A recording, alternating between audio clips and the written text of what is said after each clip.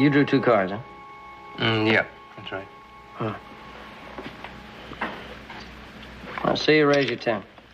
Up to you, Charlie.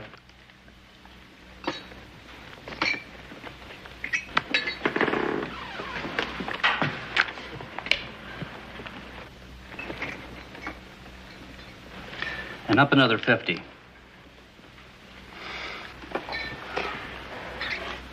And 50 more.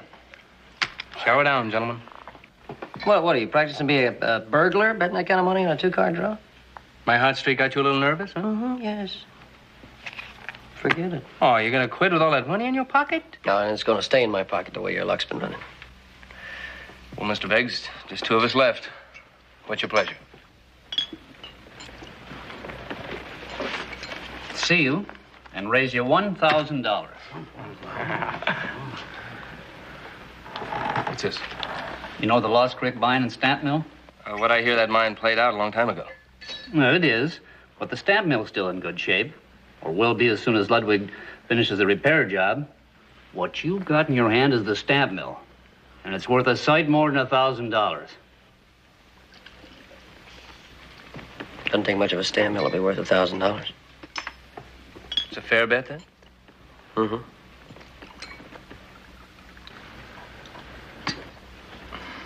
Mr. Beggs, do us both a favor and put this back in your pocket. Either see it or throw in your cards.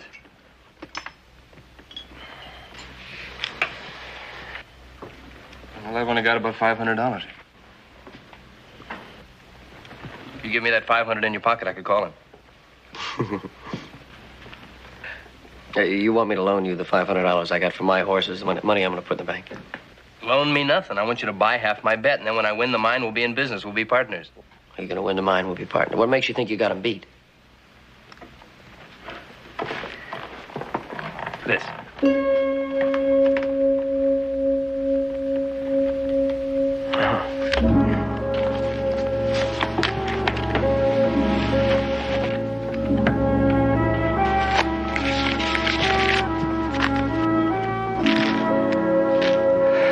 Well, let's see it. Full house. Kings and queens. Queen high, straight flush. Well, partner, we're in business. Oh, by the way, what do you know about stamp mills? About what? That's what I thought. I have a feeling I'm gonna wake up tomorrow morning regretting this.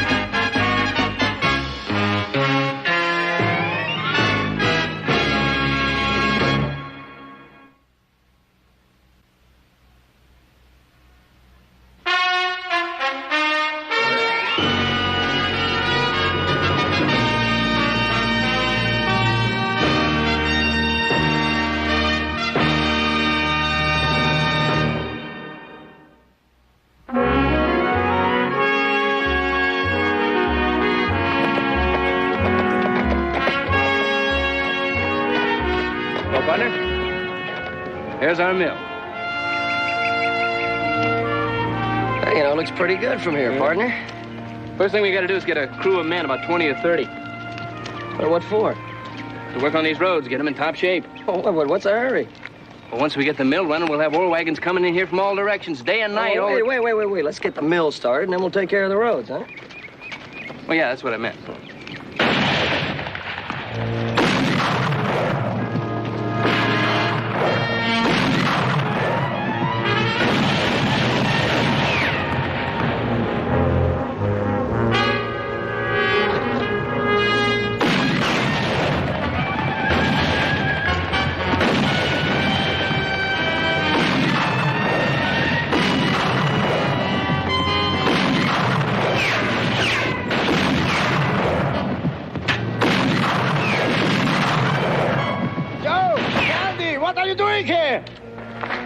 came to help. Why don't you come sooner? Good old Ludwig got a disposition like a bear with a thorn in his paw. Hey, who we got out there? How should I know? Somebody don't like stamp mills, I guess.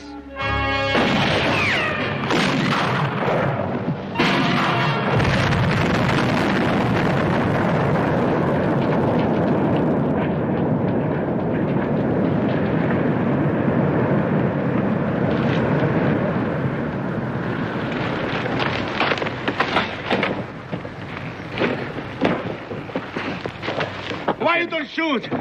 Those men tried to blow up my mill. Simmer down, will you, Ludwig? They're gone. Get so excited you blow yourself up.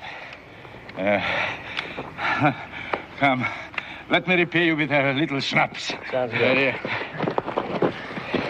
Partner, I think we've inherited a lot of lumber and machinery here. Yeah, we sure have. Yeah, you want us a mill, all we gotta do now is win the war, huh? Yeah.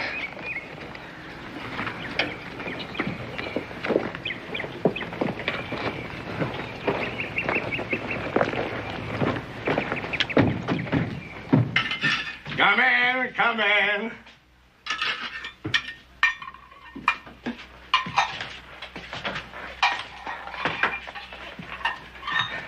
Now, a drink for my good friends. Yeah. For what you did, thank you. Hey, Ludwig, who do you think's trying to blow this place up, huh? I can guess. Miles Renfro. He's tried it before. Miles Renfro, he owns a couple of stamp mills, doesn't he? 3 mills on the Carson River. A nice man he seems to be, but he's not. Well, we're gonna give him a little competition now. See, Candy and I just won this place in a poker game. Queen high straight flush. Who from? Beggs. Jason Beggs. Jason Bags. He owns only 40%. What? 40%? But who owns the rest? A woman named Kelly. She inherited her shares from her father. Congratulations, partner. You just won yourself half of 40% of a war. Well, look, 40% is better than nothing. We'll just get the place in shape, that's all. We gotta find our other partner first. Oh, she will be here soon. She will sell you her stock or put up her shares of the expenses. Either way, the mill runs. He makes it sound so easy. Now I know it is Miles Renfro. He heard you won Beck's shares in a poker game. Well, there's Grace. Ludwig, Payne. can we prove it's Renfro? Rope. Prove? Yeah. How? Renfro hires men from other places to do his dirty work. These men, they don't talk. Nice man. A few things I need just to get started.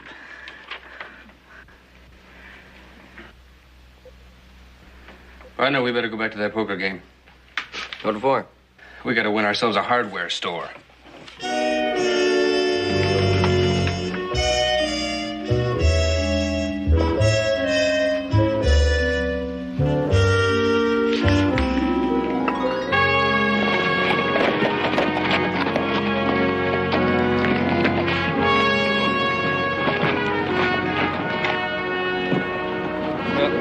I guess we better get these things ordered.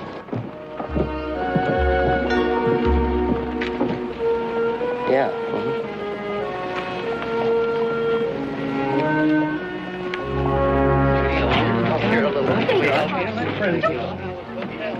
You take the big one, I'll take the little one.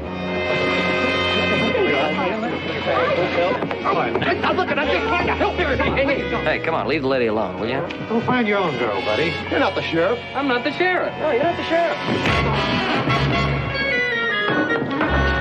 Ma'am, I'm Joe Cartwright. My name's Kennedy. My friends call me Candy. Hello.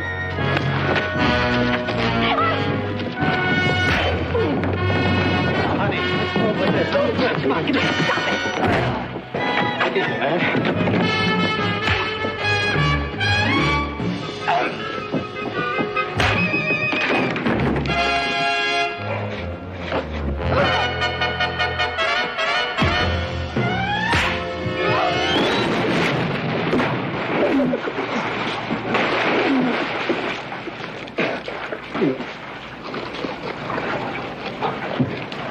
me take that for you. Is your friend all right? Oh, yeah, he's fine. Fine, don't worry about him. Oh, how can I ever thank you? It's my pleasure. I'm wondering, is it always so exciting here in Virginia City? Well, not always. No. Sometimes whole weeks go by and hardly anything happens at all. You're dripping on the lady. Can we help carry your bag? You're so kind. Good idea. The hotel's right down here. Oh, there's another bag there. You be here long, Miss, Kelly. Katie Kelly. Katie Kelly? Yes. Well, you wouldn't by any chance be interested in stamp mills. Well, just one. The Lost Creek stamp mill.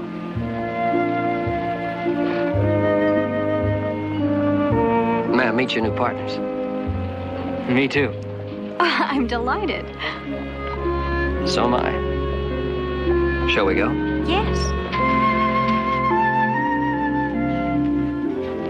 You three are going to run the Lost Creek stamp mill, huh? Yeah, that's right. We already started. We took a load of hardware out there this afternoon. Yeah, when we took Miss Kelly out to see the mill. Had you ever seen a stamp mill before? No, I never had. It was really exciting. Just exactly what do you two know about ore processing? Well, Ludwig's going to show us how. Oh. Ludwig. Made some coffee, Mo. Thank you. I think I need something a little stronger. Well, I can fix that, too. Think so? Yes, thank you. Well, before you go into business, you ought to know what the market is and who the competition is. Well, the large mines process their own ore. Small mines can't afford to, so they have somebody else do it for them. Well, right. Well, that's where we come in, huh? Well, a lot of other people have had the same idea. That's why there have been a number of mills built to handle the ore put out by the small mines. And today, all but the Lost Creek mill are owned by one man. Miles Renfro. That's right. Now, do you really believe that you have the resources, the ability, the know-how to compete with him? And Miss Kelly, your father was the majority stockholder in the Lost Creek mill. Now, you know the history of that operation better than I do. Well, if you mean the dynamiting and accidents, yes, I do. The mine was finally bombed right out of business. Yeah, I'll get it.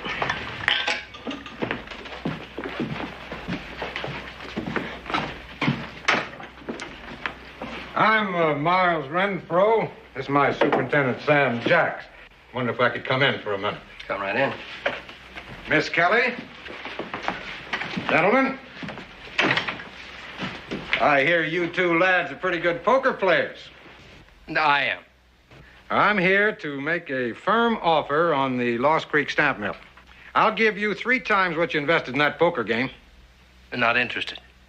Well, that's a handsome profit on a one-day investment. Yeah, sure is. I was still not interested. Well, how about you, Miss Kelly? You own more than they do. I wouldn't sell to you for any price. Well, I hate to see young people go broke. Lost Creek's a hard luck operation, has been from the start. I know why the Lost Creek has been a hard luck operation, and why Mr. Beggs just quit and let the mill sit there. You see, Papa was too sick to run the mill himself, so Mr. Beggs ran it for him. Mr. Renfro tried to buy Mr. Beggs out, but of course he wouldn't sell. That's when the accident started. Now, wait a minute, Miss Kelly. There was a dynamite bomb that went off and just completely wrecked the engine room. After that, Mr. Beggs found dynamite under his bed, in his boots, even in his lunch bucket. Are you suggesting that I'm responsible? I know you are. Papa told me so. Well, you'd better not repeat that, not unless you want to be sued for slander. I wouldn't mind. Might even be fun. Well, thank you kindly for your hospitality.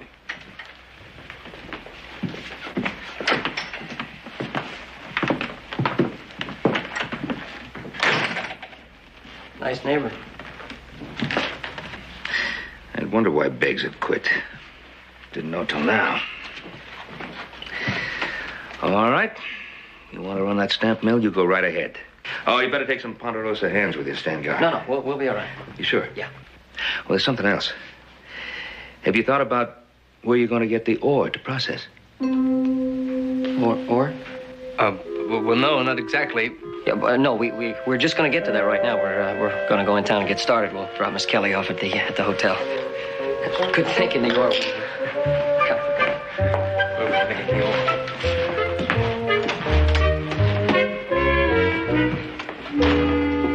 Oh, did you hear what I hear? Bring me that brandy.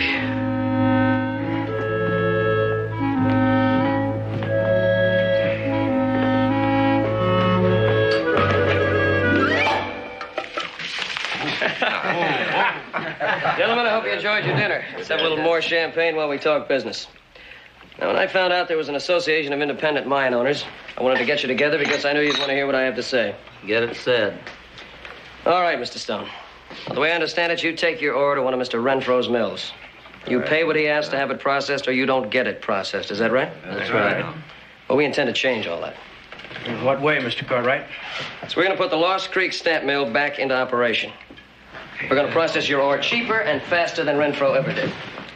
How much cheaper? 10% to start, maybe more if we can manage it.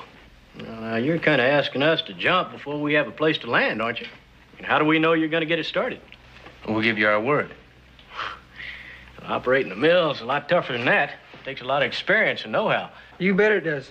Well, I better be getting back to the mine. Look, all we want to know is do you want to have your ore processed 10% cheaper?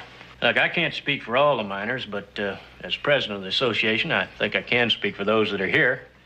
See, we have a contract with Mr. Renfro. Now, if we make a written or a verbal agreement with you and then you don't open that mill, why, Renfro's liable to raise his prices. When does this contract expire, Mr. Peterson? 11 days. Look, I tell you what, if you're operating by then, why, get in touch with us. Thank you. Yeah. Thank you. Good luck. Thank you, sir. Hope you enjoyed your dinner. Thank you. See you again. Pleasure. Take care. Talk to you. Right.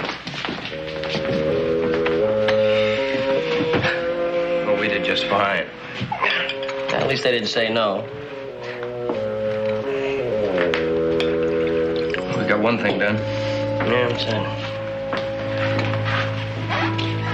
We spent $56.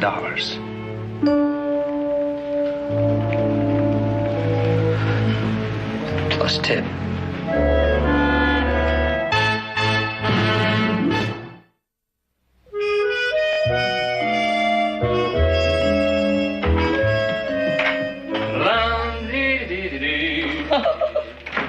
Well, now look what just walked in.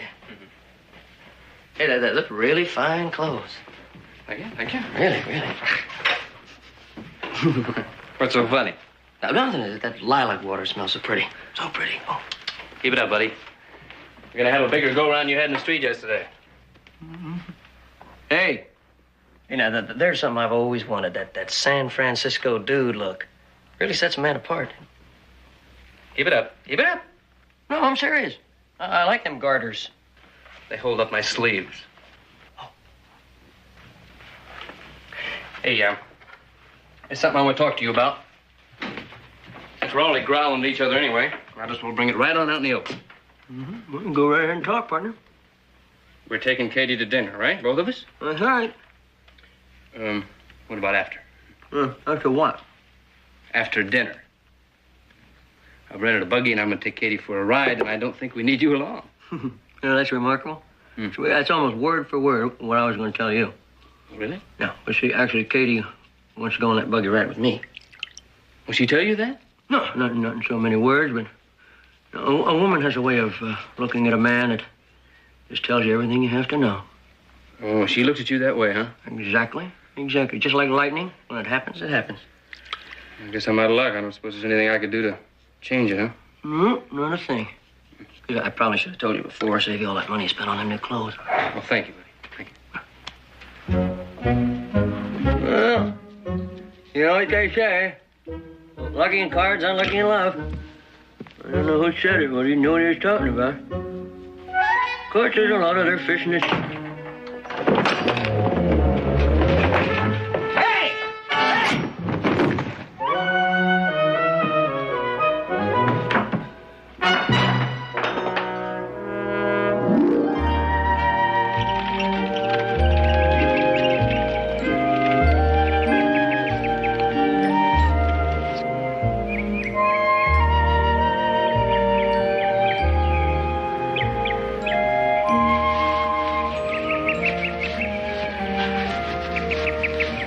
secluded, isn't it?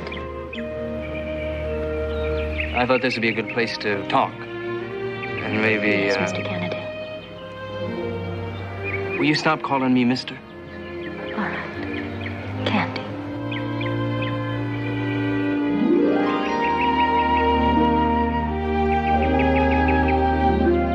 Ooh. I told Joe the way it was with you and me. I told him.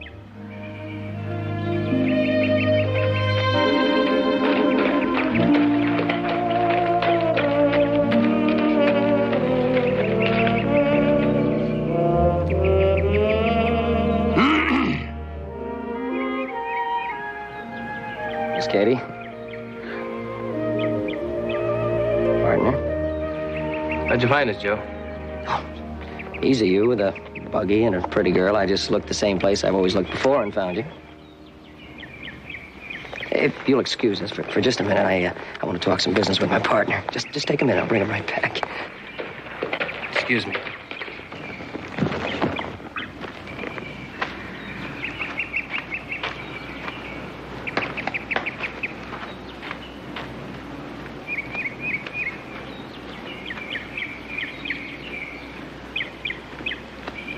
You're having a good time out here, huh? Yeah.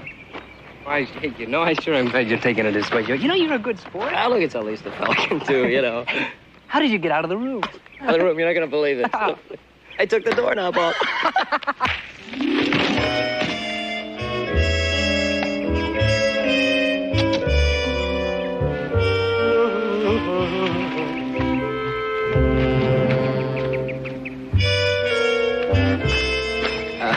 Candy decided to take a walk. Boy loves long walks. He's kind of a nature lover at heart. I told him I'd take you back. But how nice. This is sad.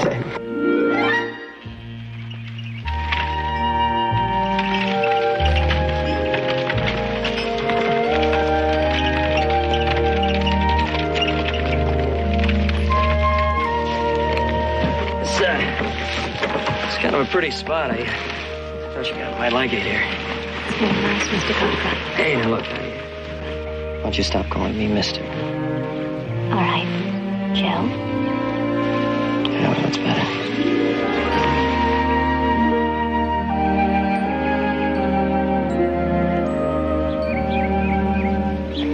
Yeah, I was right. It's like I told Candy.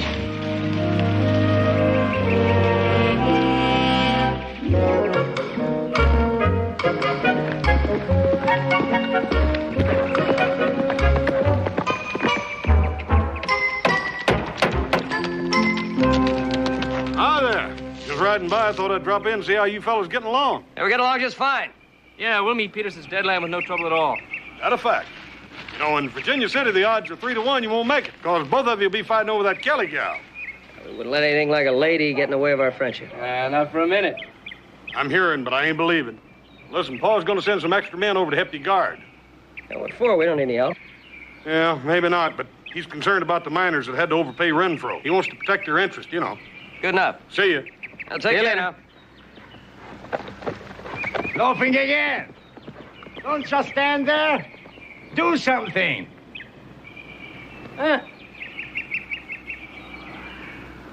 Beginning to wonder who owns this mill. I dream of Katie with a long blonde hair. La la la dee, la la la la la.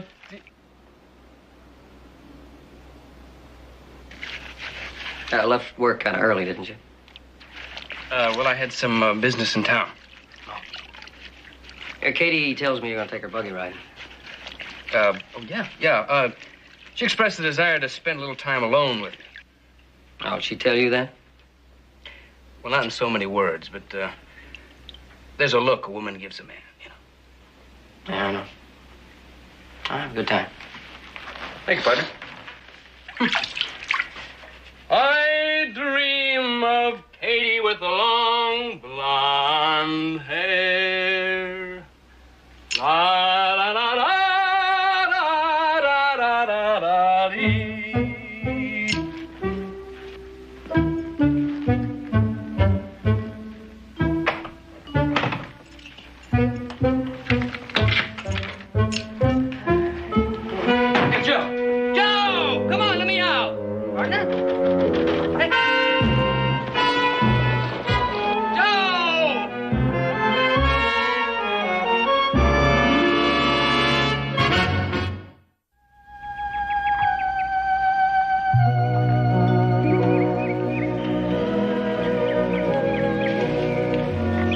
Katie, I've been thinking. You have?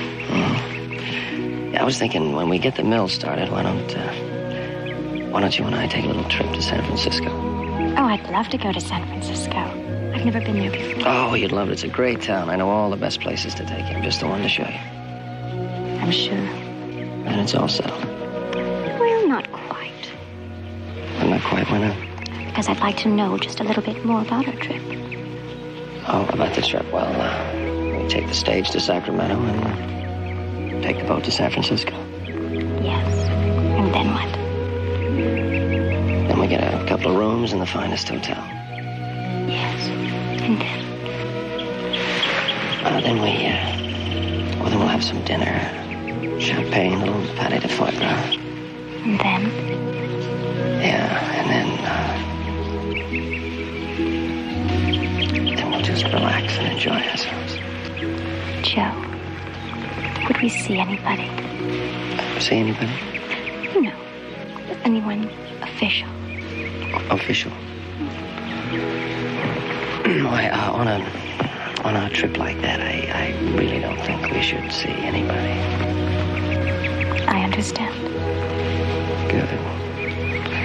And it's all settled. Let me think about it.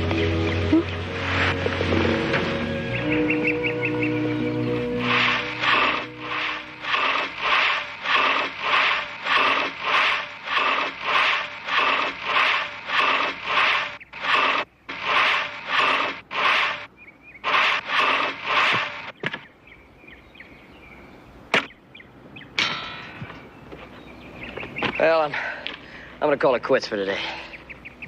Where you going? Well, I got a date. I want to get into the hotel, clean up a little bit. Oh. Have a good time, partner.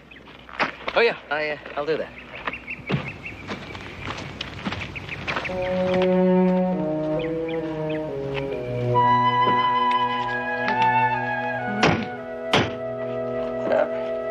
Coming, partner, coming. Hey, take it easy, will you? Take it easy. I haven't opened in a minute. Ow! Hey! Hey, you can't do this to me! Come on, open it! Oh! See you later, partner.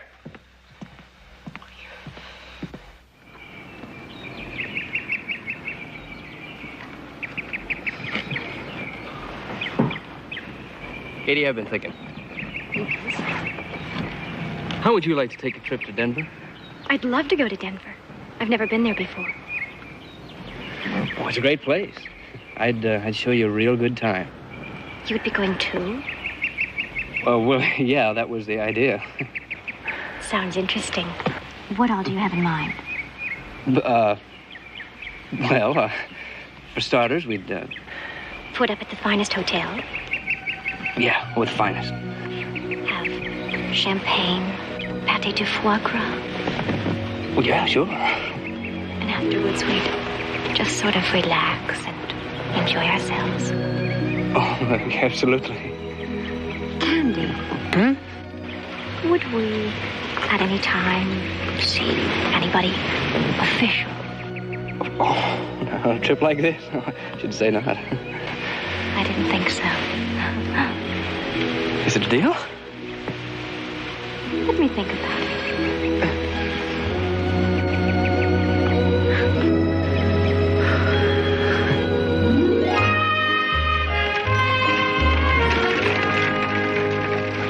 You tell your pa there's absolutely nothing to worry about, and you come back and see me Tuesday. Goodbye. Bye.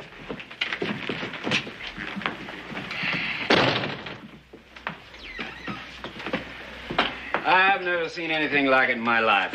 Like what? Like little Joe and Candy. They fight over that girl. They beat on each other until they're dog tired. Then they go out that stamp mill and work like nothing ever happened. Will they have it running on time? The way they're going, they will. Stop them. They got a 24-hour armed guard out there now. It won't be easy. Easy or not, get it done. I'll try Riley. He's enough Indian to get in close, and he's the best man I know with dynamite.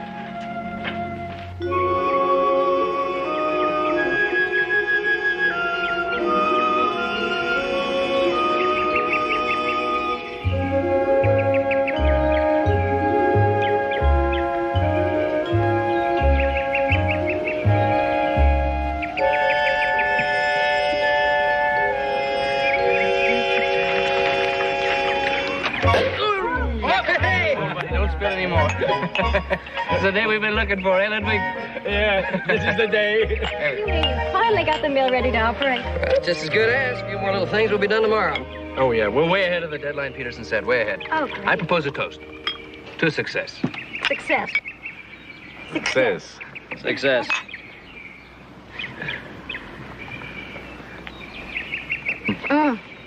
You and Candy have turned over a new leaf, I think, huh? How do you mean? Well, you haven't had a fight in at least 2 hours. No, that we took a day off. In your honor and to celebrate finishing the mill. Besides, I was so far ahead, I decided to take a vacation. Why don't you give us a real break and take a vacation? Leave the lady and I alone for a while. Oh, would you like to discuss a little further, Frank? I think it's just about time for some fried chicken, huh? Chicken first. There you go. Yes, ma'am.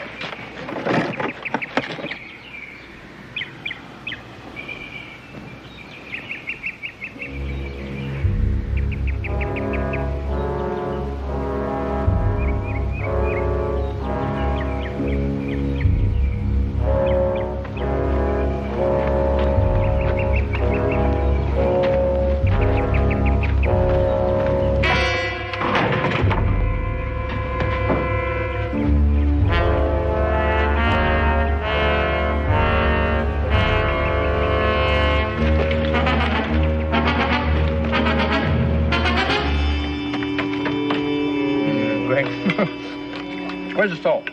Oh, I got it right here. Oh, my goodness, I forgot it. Oh, I have some in my room. Oh, good. Thank you, Ludwig. Well, we gotta bring Peterson out here tomorrow and let him take a look at the place, huh? Oh, yeah. One look's all I need. I'll be begging to sign on the dotted line. Hey! Hey, you!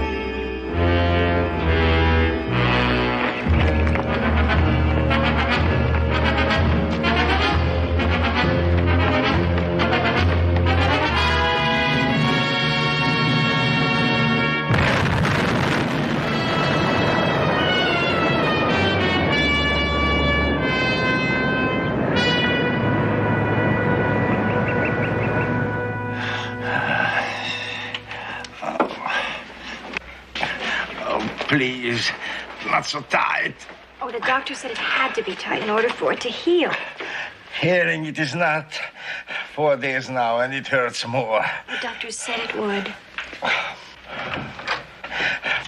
How's the patient doing? He's cranky, but improving. You hurting a lot, buddy? A little. And the work? How's it going? Coming along fine. We got things pretty well put together. Well, do you think you'll be able to make the repairs in time? There's only 2 days left. Yeah, I think we can. The only thing we're having trouble with is this old broken cogwheel.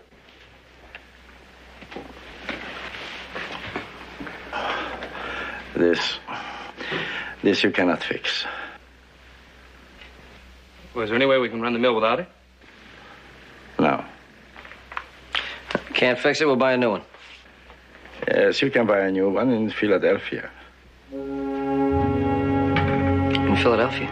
Yes, Monarch Foundry in Philadelphia is the only place that part is made. And that'll take a month to get here.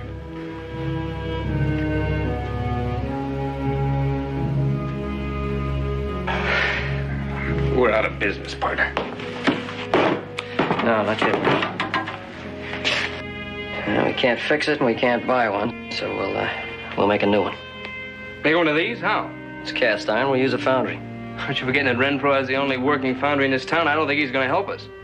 We'll use Hanson's foundry. Hanson's foundry's been closed for over a year, Joe. So we'll open it. We don't know anything about casting iron.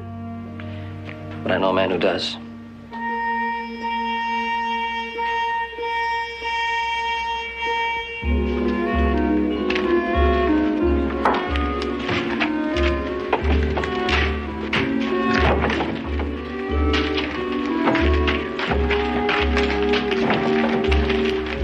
You got plenty of stuff to work with, anyway.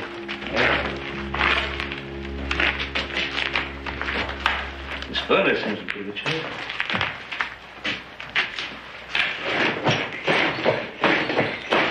That was working real good, too. You just tell us what to do, Mr. Cartwright, and we'll do it. Joseph, you ever made a coke fire?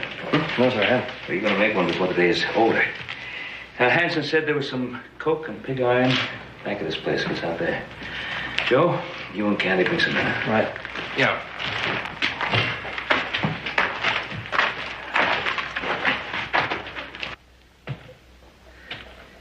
Now, you and I better bring in that broken casting that we'll use as a pattern. Sure hope we can find a flask.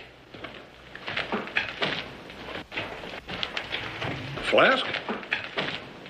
Not your kind of flask. The kind that hold the wet sand we'll use as a form. I think we're in luck. Yeah, about the right size, too. And all Riley could do with his dynamite was break one casting? He did more than that. He busted up the mill and he busted up Ludwig. But little Joe and Candy have got the mill put back together again. All except that casting. What about Ludwig?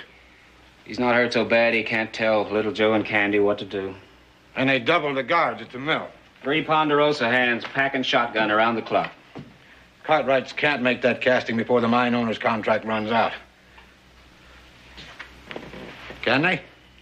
Common sense says they can't, but the Cartwrights don't seem to operate on common sense. Well, then we'd better be on the safe side. I want you to get me a couple of men that are handy with guns. You going against the Cartwrights? Yes, I'm going to make sure that the Lost Creek stamp mill never opens for business.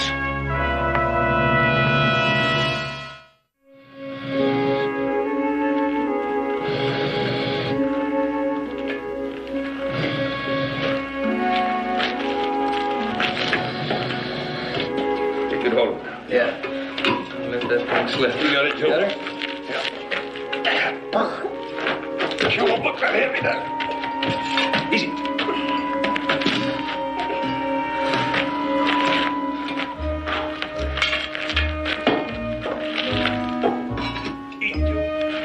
Let's set it out. Down a bit, down.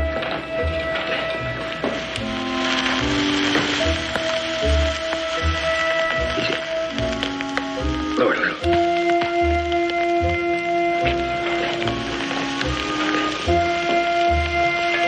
That's it.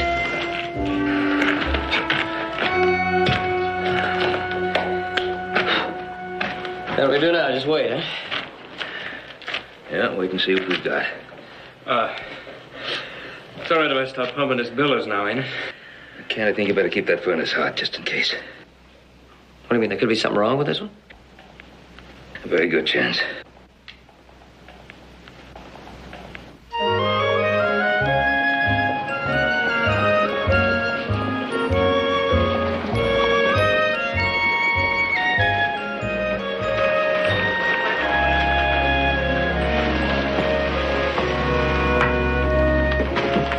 Morning, Miss Kelly. I've been waiting for you. Why, Mr. Peterson, whatever for? To talk a little business. Oh, what kind of business? Well, you are the major stockholder in the Lost Creek Mill, so... Yes, I am. Why don't we talk at lunch? I'd be honored to have you as my guest. Well, I'd like that very much.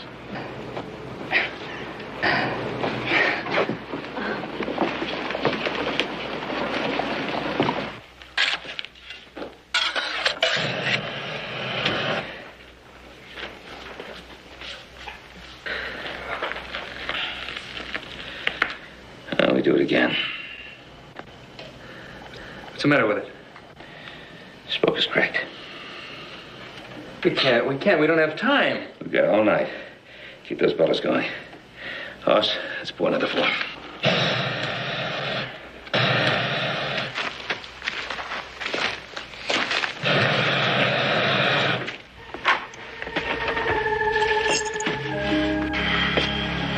Thank you. It was very nice. Yeah, it was.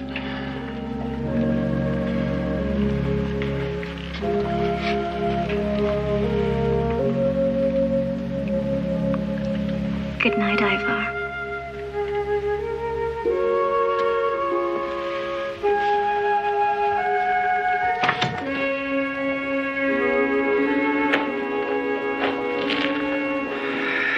Well, 5 more minutes. Oh, no. How do you hold your breath for 5 minutes? Sure doesn't take much to spoil one of those things, does it? All of you, get him up. You two, on your feet.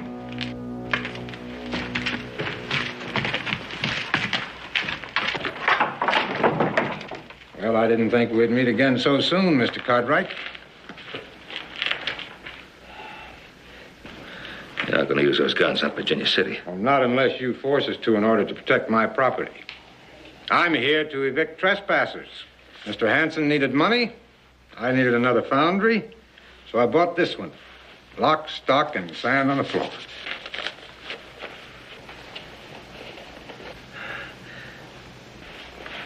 You didn't buy that cogwheel. That's right, I didn't. We'll take that with us when we leave. Of course, but in the same shape it was in when you brought it in here. Mr. Jacks, if you'll take care of that. Sure, Mr. Renfrew. Glad to.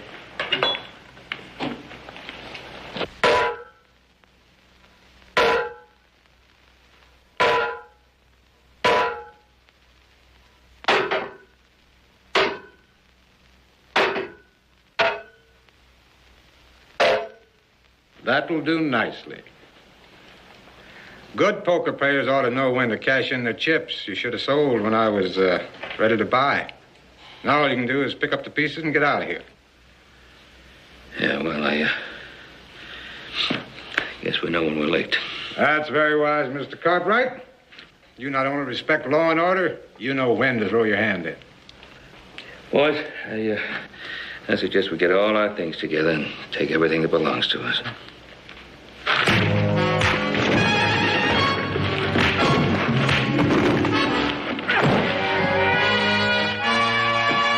Easy now.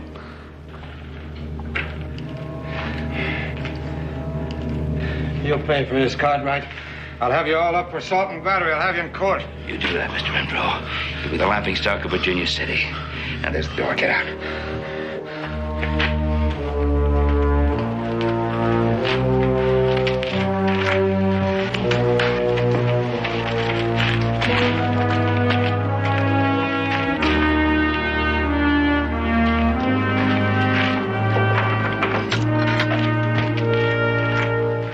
Like I was saying, it don't take a whole lot to spoil one of these things.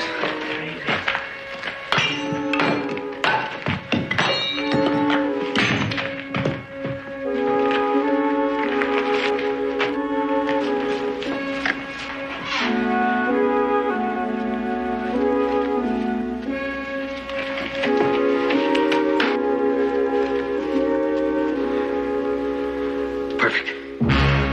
Absolutely perfect.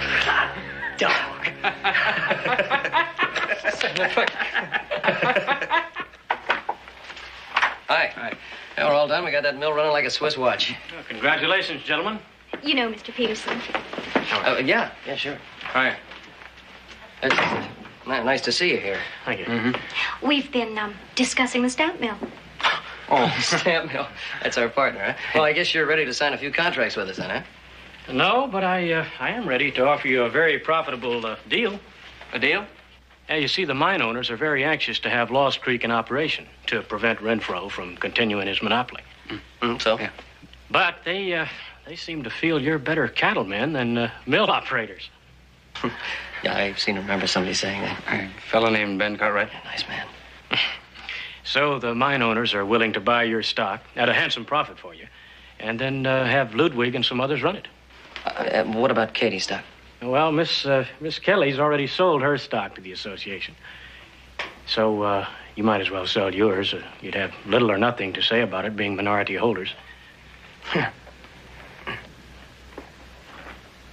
You mind if we talk this over for a minute? No.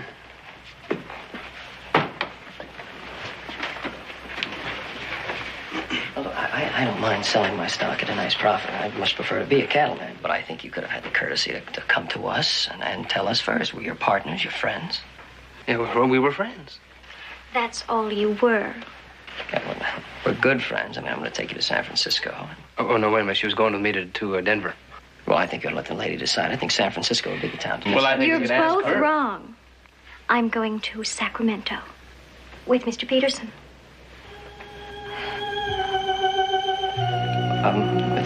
Peters? On our honeymoon. Honeymoon?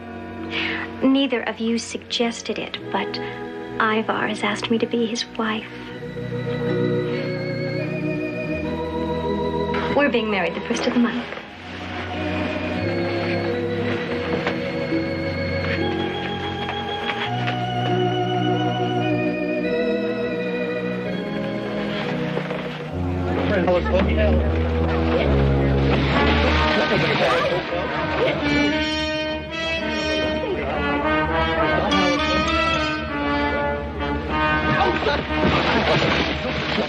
I don't suppose there's any use in me trying to talk you into letting me handle it, huh? Yeah, no, I don't suppose. Well, this time you take the big one and I'll take the little one. Yeah, and the one who finishes first? Yeah, right.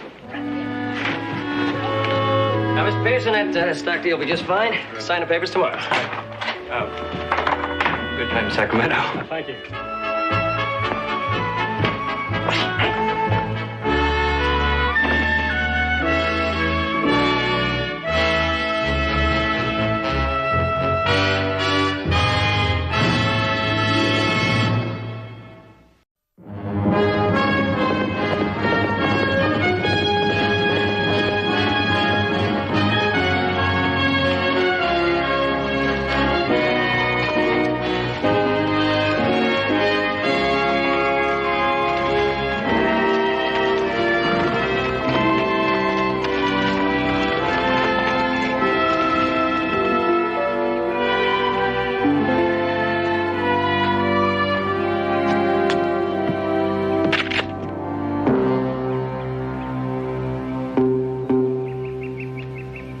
Morning, stranger.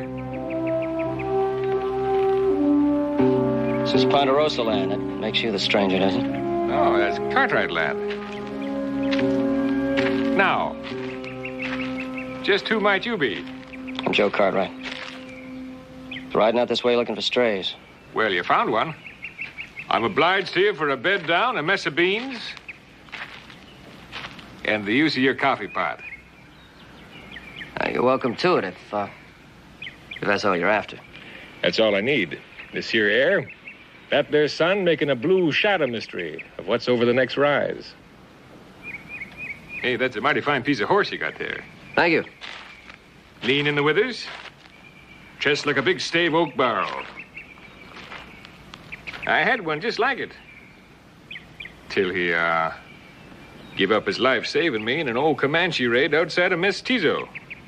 Yeah, those fine folk over there gave me this here old watch for services rendered that day. That's a good-looking watch. Man can't ride a watch. Where's your horse? Found it back a ways. Crowbait. Not like this one. Oh, I sure do miss that other fella. One-man horse. Nobody could ride him but me. Same with this one. Oh, I never seen a horse I couldn't ride. Well, you're looking at one now, mister. Let's see.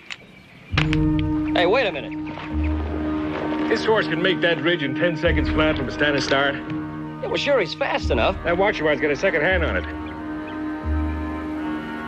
Look, that's my horse you're sitting on, mister. Oh, you're a fine-looking specimen. I trust you with my watch. And my rifle. All right, you're on. Get ready. Go!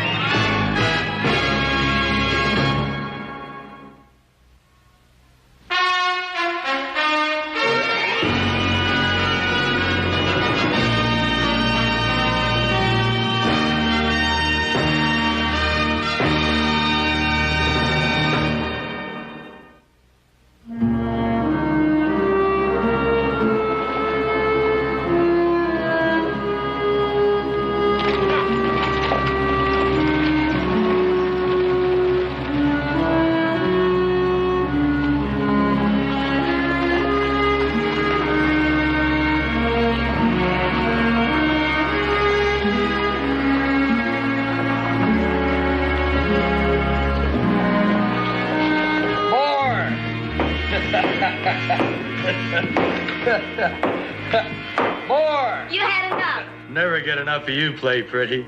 Now bring it over. Now.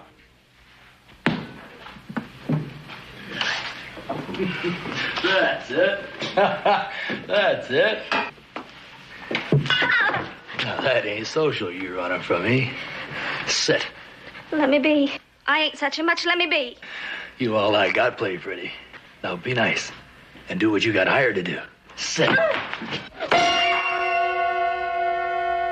My guess that pretty little girl already done what she gets paid for. Back off, mister. She's my play. I'm the original ringtail roar. More like a ringtail baboon, I'd say.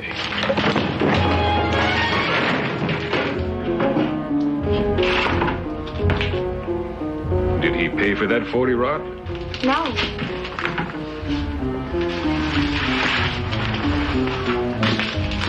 Now, ain't that forgetful?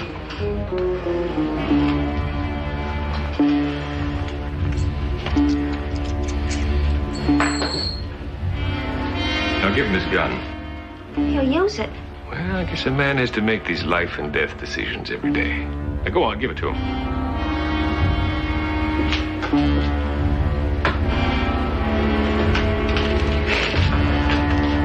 Now get out of here.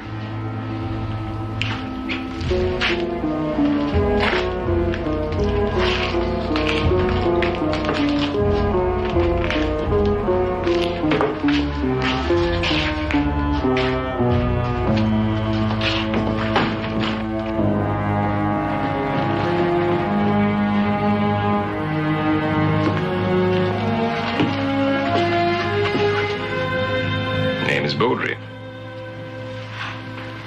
Noreen.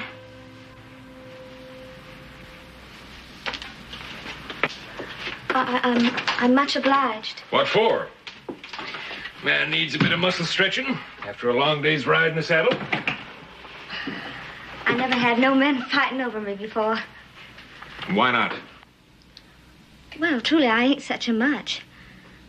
Now, that's a terrible thing to say about one of my friends, especially if she reminds me of Snowflower. Snowflower? Indian princess, daughter of Chief Thundercloud. I met her when I was scouting for General Crook. She made a fine bride till she got killed. Oh, I'm sorry. Don't be. She died proud and happy, fighting alongside her daddy. My daddy wasn't no chief. He just fought being poor. Never had no shoes even. Cut me a 5-toed track to church every Sunday, I did. I bet you walked real proud. Just resentful. My old daddy had them dreams. We all gotta have them dreams, gal. Never come true. Bought himself a piece of bottom land, and the river came and washed it away. Homesteaded some rich prairie. Drought come, and that old homestead just went. Guess he died reaching for a fistful of air. He had you. It was riches enough. No, it didn't. I run away. Heading for San Francisco. I got as far as here, and I went bust. And that's why you're working here. Working and waiting. My daddy won 500 in a poker game before some tin horn cashed him in for good. But it's coming here at the Virginia City Bank. Now, ain't that a rainbow wish come true? Yeah. Well, I got important business waiting. Going to be the end of my rainbow, too. That's nice. Are you all put together? He'll come back. Me too. All you got to do is holler Beaudry come a-running.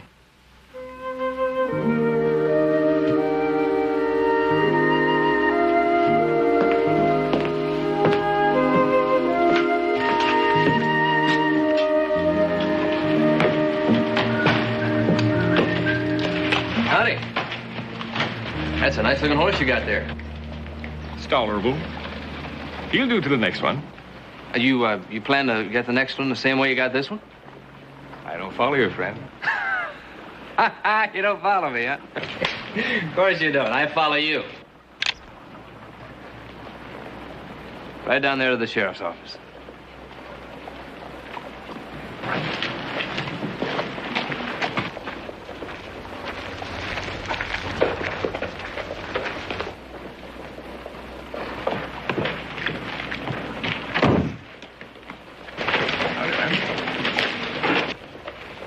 Baudry? Baudry! Ben Cartwright! Baudry!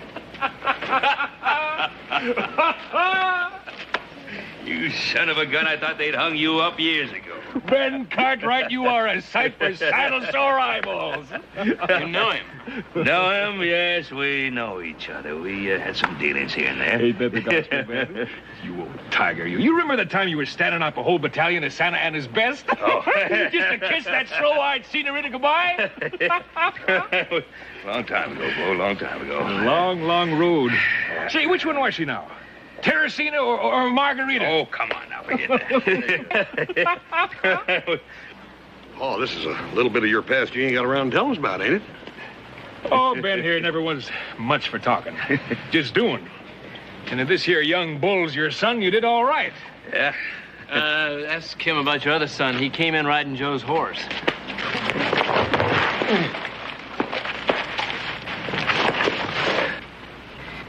Nobody ever tell you? It ain't polite to interrupt when men are talking. Here's your gun, boy.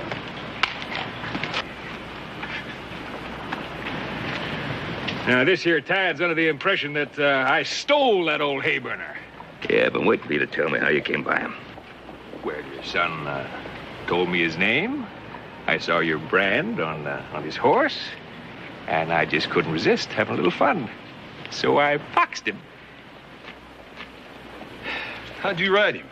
And better than that, how'd you get him away from little Joe? Yeah, I think I know how. You pulled that old watch trick on him, didn't you? Yes, sir, I sure did. Just like Thieving Rhea did before he got himself hung.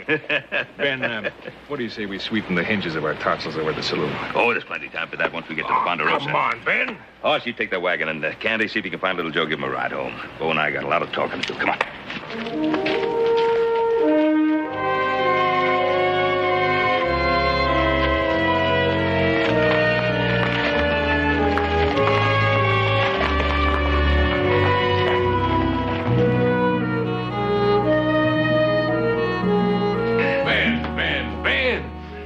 Fine house you got here. Yes, it's a good house, Bo. Real good house. Say, we won't be having supper for some time yet. Could you use a sandwich? Well, I just might. Good. How many? One. Good. If you split the loaf down the long way.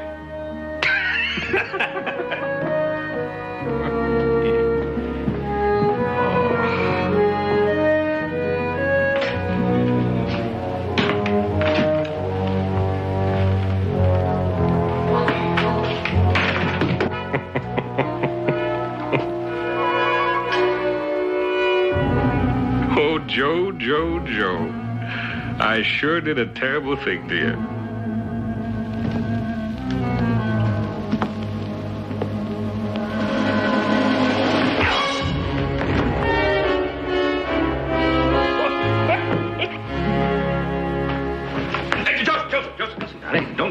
Don't let a guest in our house. What do you mean, a guest? Well, this is old Baudry. Come on. Come on, get up here. Hey, well, old Baudry stole my horse. I've been walking for 2.5 hours. I got blistered feet. Yes, Not bad. Right in the button. This is Baudry. This is the youngest, the pride and joy. Joseph, this is old Bo. Come on, shake hands.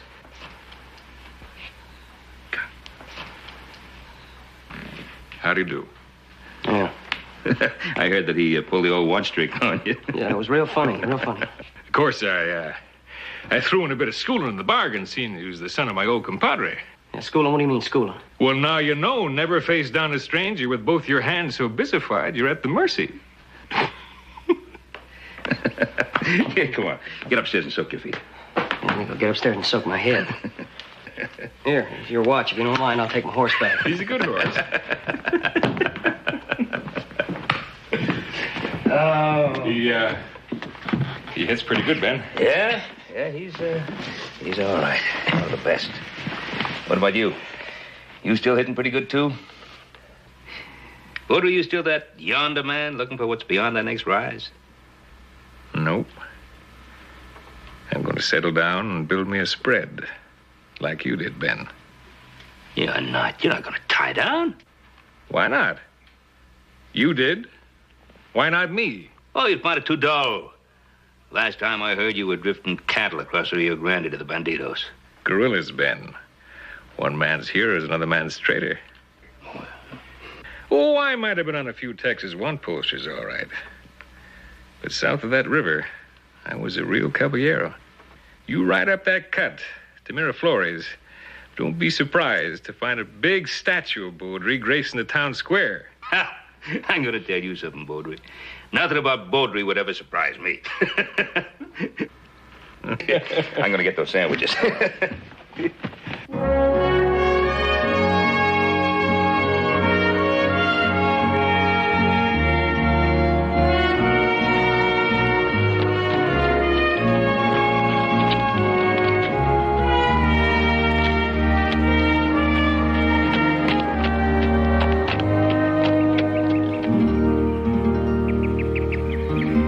Buenos días, senor. Howdy. There's water in the bucket. Step down. Take a drink. I think I will.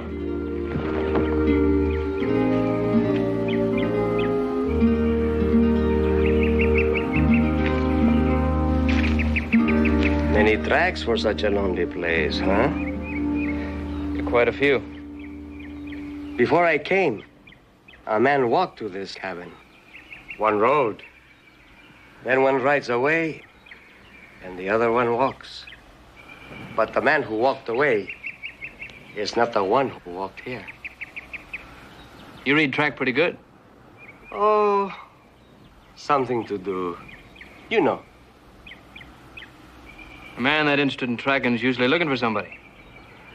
Isn't somebody always looking for somebody?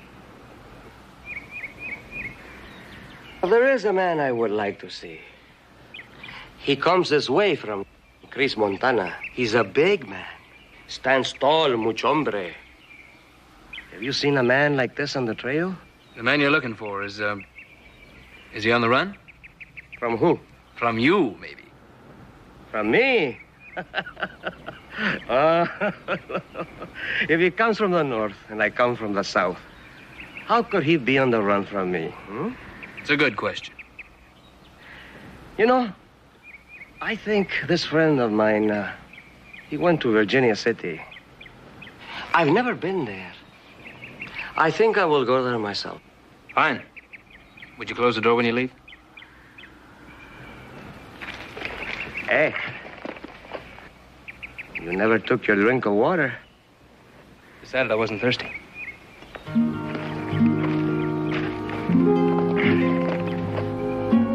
Adios. Hasta luego.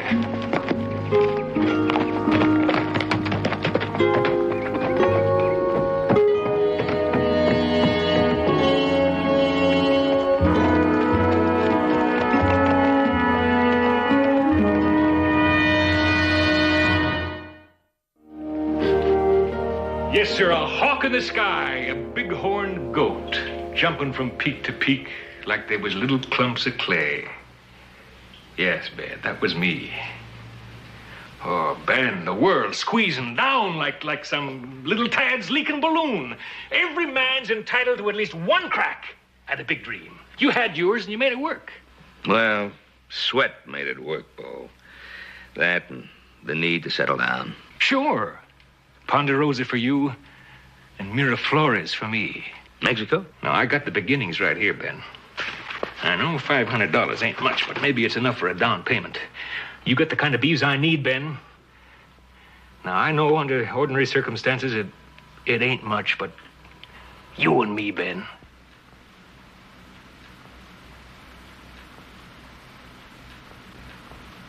Yeah, well, Baudry, you sure that's what you want? I changed, Ben, believe me. I'm not asking to use you. I'm asking you to invest. Miraflores, huh?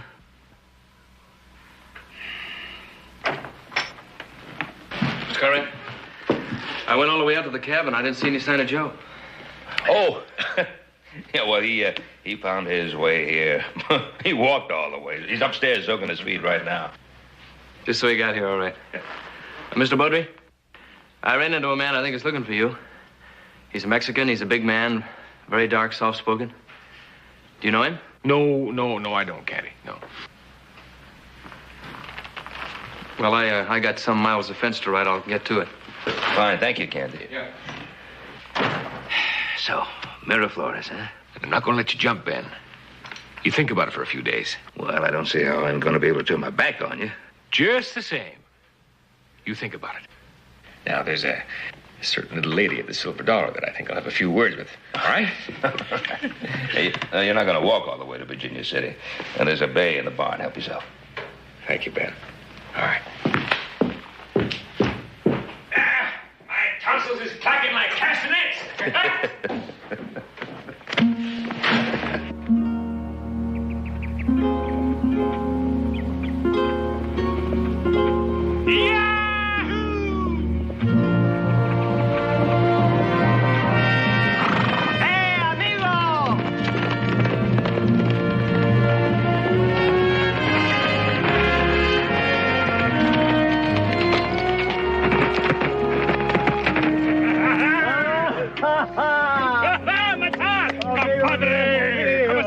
Muy bien, ¿y tú? Muy bien. What are you doing up here? Well, I got your message and And you came a running to help me trail the Bouldry herd back down. Oh, amigo, I wish it were true. I really do wish it were true. What? If you go back to Miraflores now, the orders are to kill you. What are you talking about, kill me? Everything passes, hombre. Things change. What's changed? Cardona. Cardona? How? I stole that white horse he rides. But that's in the past. We were heroes, yes. But now Cardona sits fat in a white suit in the palace of the gobernador. And he wants no part of the old past. And what about the rest of them? The ones who put him there? You got to understand, man. You win the throne of the gobernador, and power makes enemies out of old friends. Cabeza de Vaca's dead. Cholo's on the run, still in the revolutionary profession. And do you know who he has to fight? Cardona. And you, Matar? Oh, man gets old. He has to go where the grub is. Adios, viejo. Podre, amigo. I run the Rurales for Cardona now. End of a dream.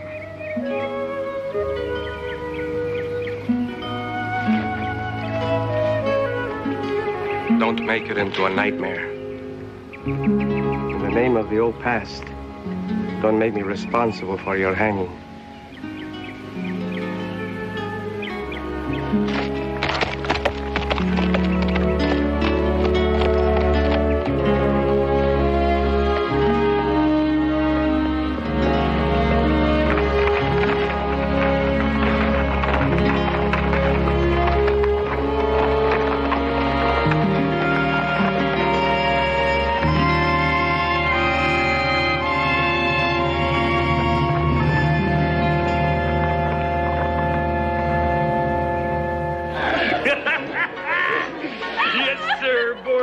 That's me. A wild hog from Texas, and it's my time to bristle. Oh, I'm sure glad you come back, Rodrigo. Bad penny girl. And the original lone wolf from Bitter Creek, and it's my night to howl. Maybe you had enough. I sure have up to here. Hey, ain't there no action in this here town? Oh, you sure ready to fight the bear? Yeah. Don't it show, eh? Where the wild grizzly screams with scare when I crawl into his den. Tom, you settle down. Yeah. Miraflores. Now, there's the place. Yeah, got me a war bag full of dreams. Swinging on it. Wild running deer. Cold stream full of trout. Green grass so tender a man could eat. You been there? No. But I've been in all them saloons, trying to get my daddy out before somebody really believed he was the original wild man from Bodie. Man's world. You need somebody to protect you. You've done that already.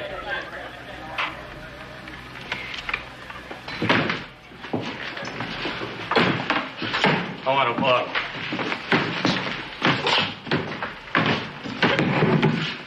Not from you. From her. Look, I don't want trouble. Then you tell her to serve me. The trouble is, old Ben won't give me no breeding cattle if there ain't no Miraflores. You earned your pay, play pretty.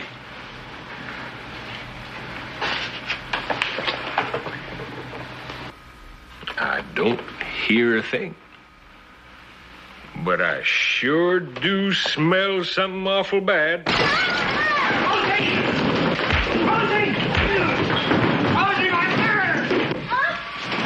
Stay right there, honey.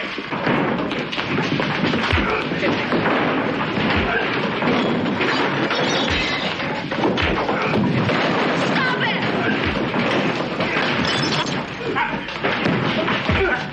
Stop it! Stop it!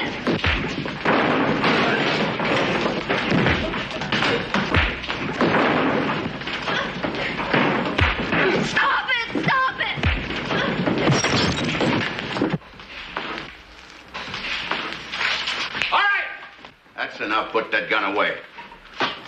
You started, Sheriff. Oh, that's a lie. I don't care who started it. It stops now. Do you understand? You boys are lazy Y hands, ain't you? Yeah, all but him. 3 of them. And he was doing fine until the roof fell on him. Well, you're going to be late getting back. Because you're going to jail for a spell. Him too? Him too. Come on, let's pick him up and go. Get them all out of here, Sheriff. Get them out of here. Come on, boys, move. Rosie, come there.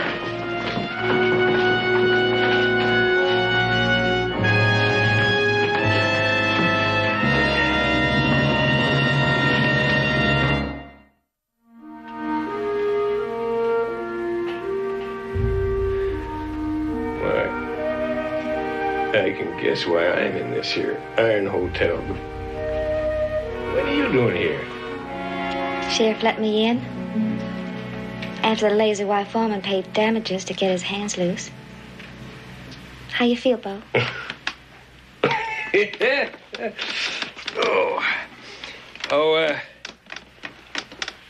How long I been out?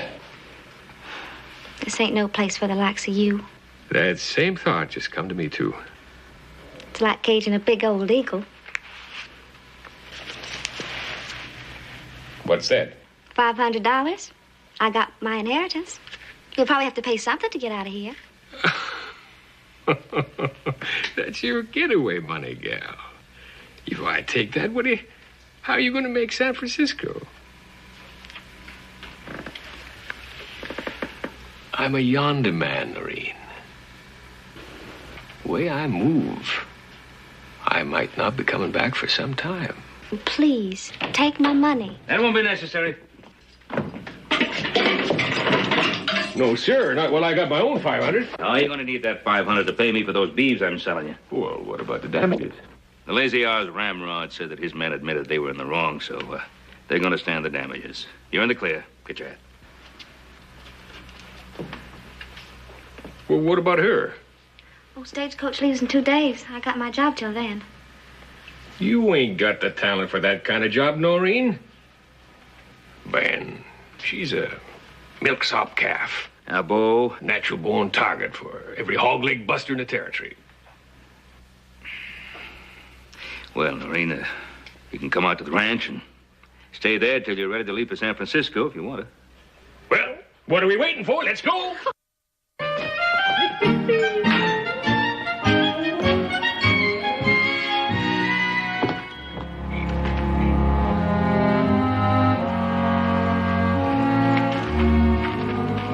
All the land we rode over, up there, to the mountains and beyond, Ponderosa land. Yes, sir, old Ben Cartwright sure did build us up a spread.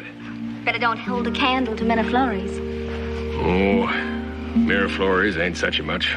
It will be once you take hold. Ain't nothing you can't do, Beaudry. I've been thinking a man gets to settle down, he's gonna want a woman to back him up.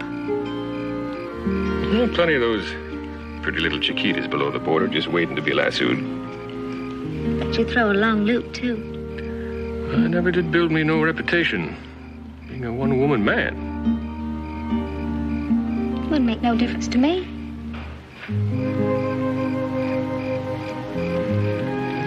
Well, settled down roosters got astray a bit, but those come back to the home roost. My. That's a lot of knowing coming from spring chicken. It ain't how long you lived, it's what you done with the living you used up. Well, when you get to San Francisco... Well, I ain't got no reason to go to San Francisco. Got me a reason to go someplace else. Where? Near Flores with you.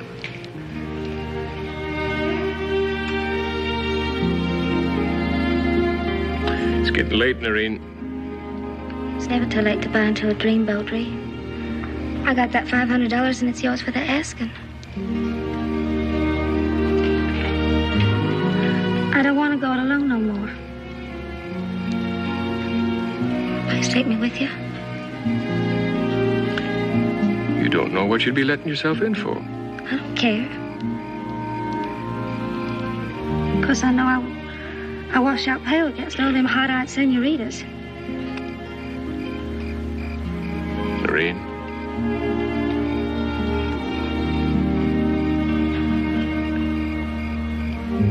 Right now, they don't hold a candle to you.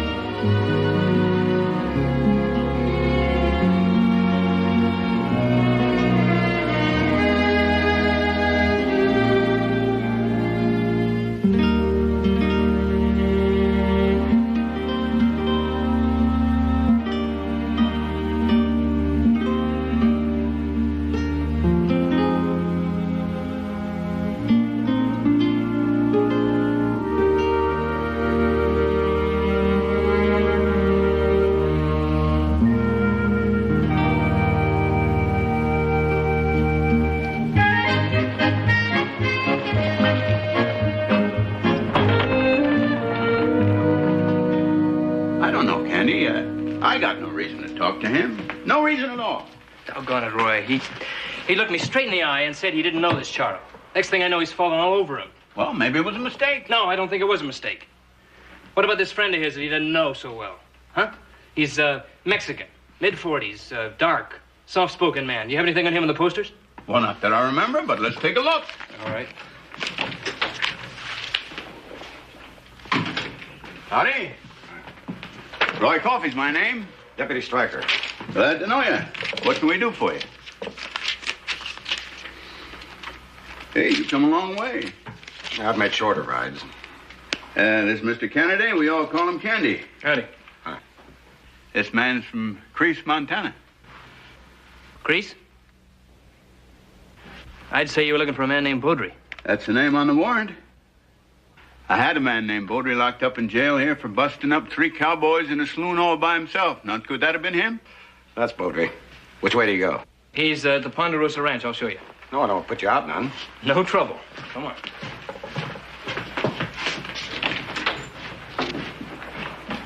Well, you got faith in him. You believe in him. You're giving him a stake. Oh, well, that's different. See, there was a time on the Pedernales when I was as good as dead. And he saved your life? You know, 50 beeves is little enough to pay for something like that, isn't it? Ain't that something? Willing to sacrifice himself for you. Oh, I don't know about that. I was never really sure. Maybe it was because he was 1 against 12 bloodthirsty Comancheros. Maybe that was challenge enough. So was Miraflores. So was San Francisco. For you. I ain't got no reason to go there now, Mr. Cartwright. I never had nothing all my life. And now I got him. I'm heading out with Beaudry. Well. Well. Did he ask you to go along with him? Good ass. Miraflores. Rough country. It's a whole lot different from what you've been used to. Oh, I don't care about that. All I care about is him. Why are you telling me? You're his friend. I thought... I was hoping you'd be happy for him. For both of us. Of course. course. Well, I better go pack. Won't do to keep Bodie waiting.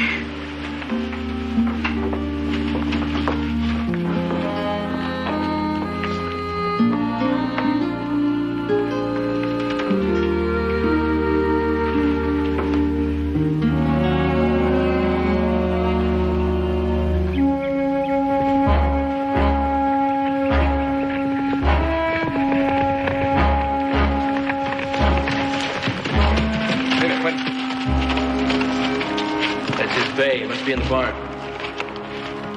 Audrey! Hiya! Audrey! This is Striker! Come on out here!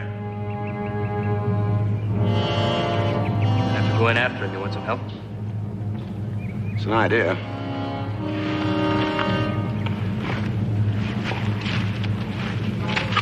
I'll go first. You be careful here. Yeah.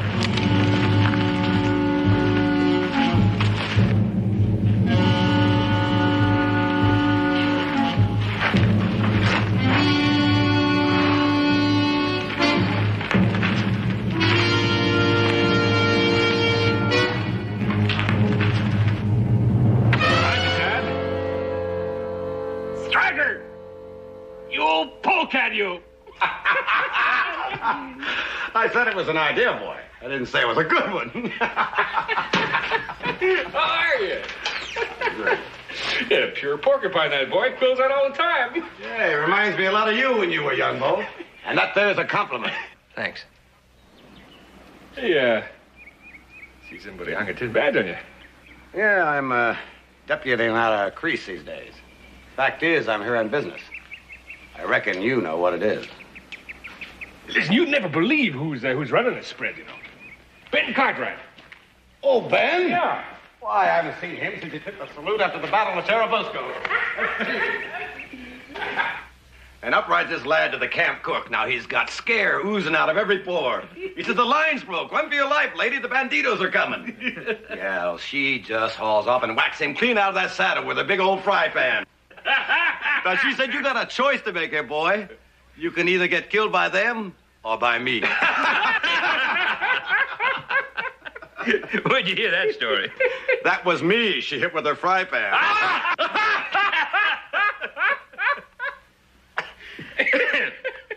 You said you had some business to discuss, Striker.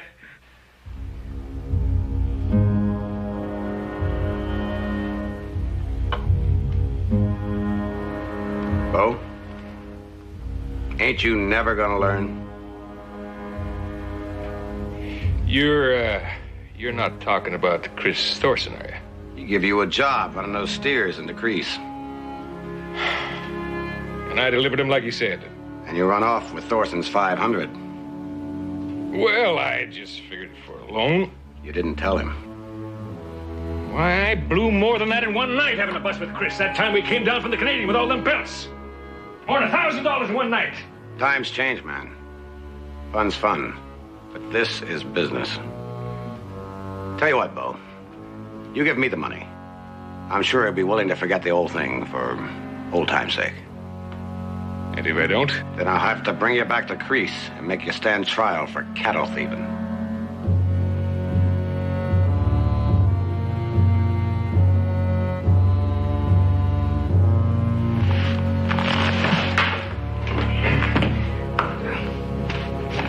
I think you better give him back that money. I was going to give it back as soon as I got set up in Miraflores with all those cattle you were going to... Deal is off. Give it back. Ben! Give it back.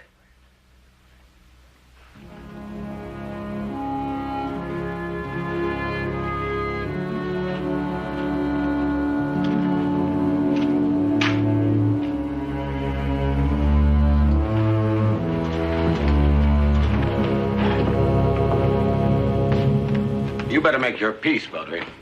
Ain't no running room left these days. I helped you tame a few towns, Striker. Hey, come to this. Those were the old times. The good times. Now all I got is a war bag full of memories. And this here badge. And just a job keeping it. 75 a month and found. Working for the storekeepers as runs the towns. I'll see you, Ben.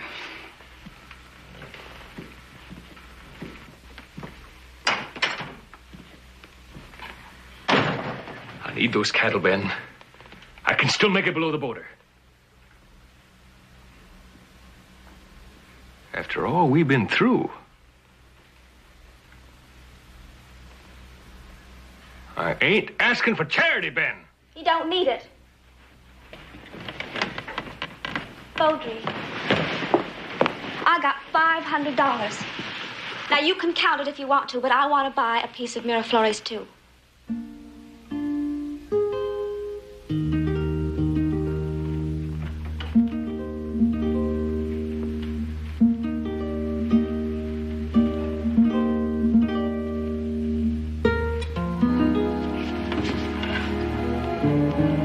Looks like the deal's still on, Ben.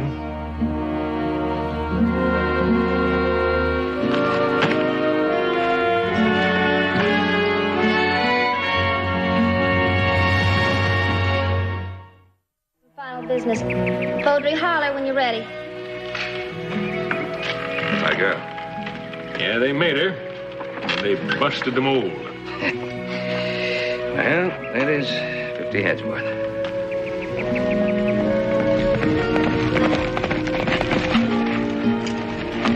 What are you doing here? Come on, I'll bring it out. Tell Mr. Cartwright. He forced me, compadre. He was going to take me to the sheriff. My rally badge means nothing here. You know that. I can cause no incident. This is the man Beaudry said you didn't know. He has something to say I think you ought to hear. It's Matar. Matar. You remember me, senor? Yes. From Miraflores. Of course I do. Of course I do. What are you doing up here? I came to warn Beaudry. Warn him about what? Tell him. Well? Beaudry's got a price on his head in Miraflores. If he goes back down there, they'll kill him. He's my friend. I had to warn him. Well.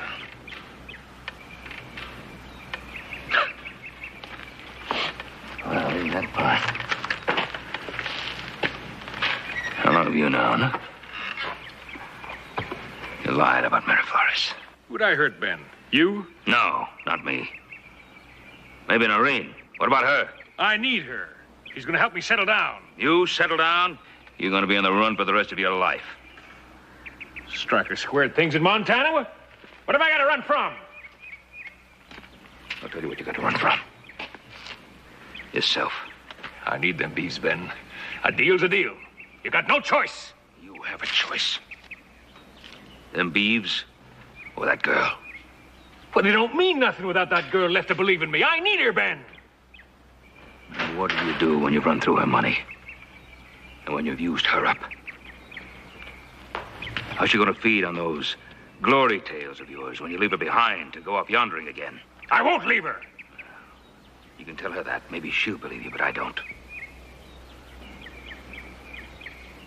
Beaudry, you're a liar. Bo! Stay out of standing. Come on, Ben, get up on your feet. Call me a liar. Oh, no, stop it. Oh, Please. get out of my way. You're still faster with your fists than with your head, aren't you?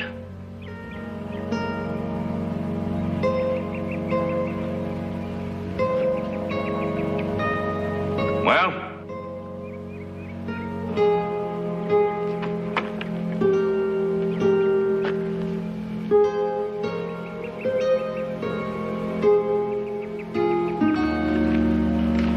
Bo.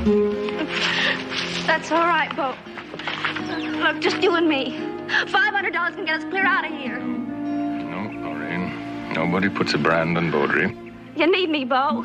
I got things to do and places to go, and I aim to be free, and I got no need for nobody.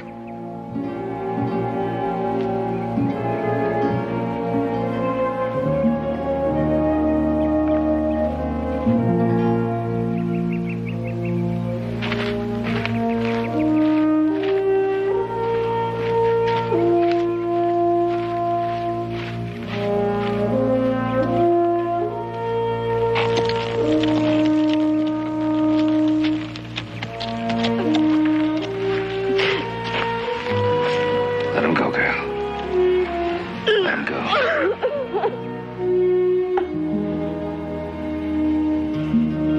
I hate to leave. I keep hoping he'll change his mind. Well, Noreen, Baudry's a man who never looks back. What's ever going to happen to him? Mr. Cartwright, do you think he'll ever settle down?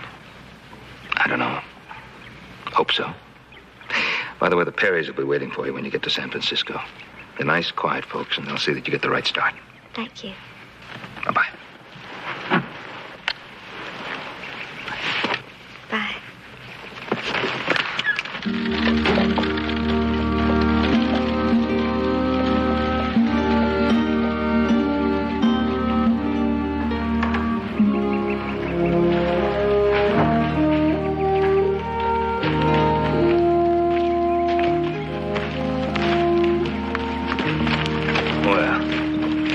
Out of sight. Didn't want to spoil the goodbyes, but I want to say goodbye to you, Ben.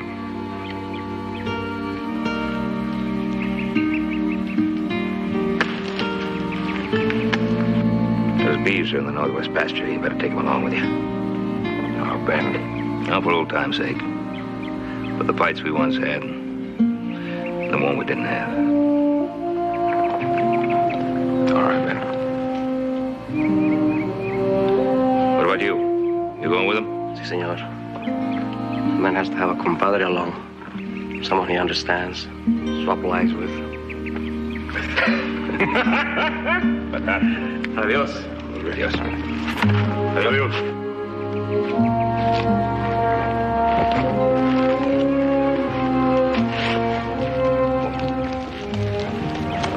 How much of Baudry's a lie and how much of it is really the truth?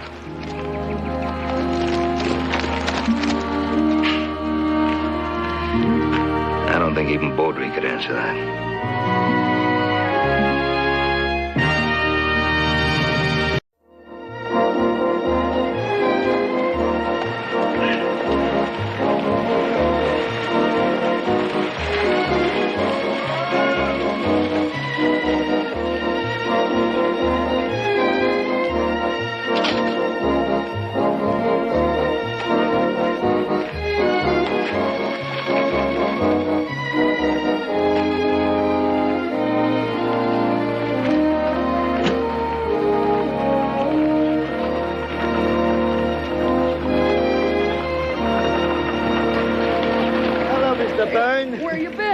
I just come back from Sacramento. Spent 2 weeks with honorable cousin. Well, I think the Cartwrights would be here to meet you. Hobson travel all alone. I go Liberty Stable, I lend horse, I go back to Ponderosa. Well, they're going to be glad to see you. 2 weeks of their own cooking.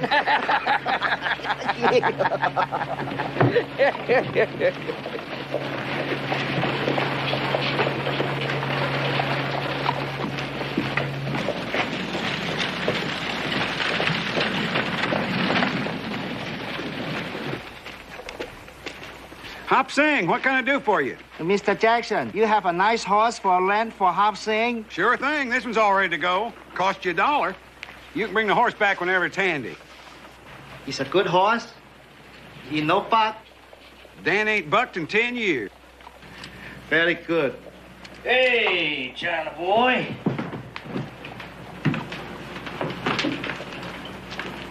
You ride a horse pretty good? Not very good, Mr. Younger. Just so-so. Ooh, you know me. Oh, yes. I remember you. You come to Ponderosa one time with Mr. Davis. That's right, I did.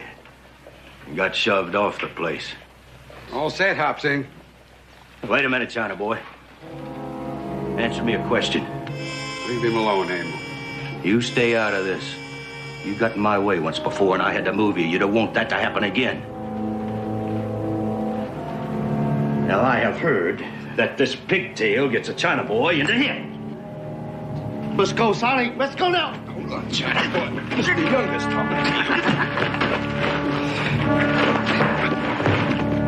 When I was wondering, that pigtail will get you to him. Then why won't it get me to him? It's about the only way you'd get in, Emil. Look at that! Just finish! Throw him on the horse, Joe! We don't need him no more.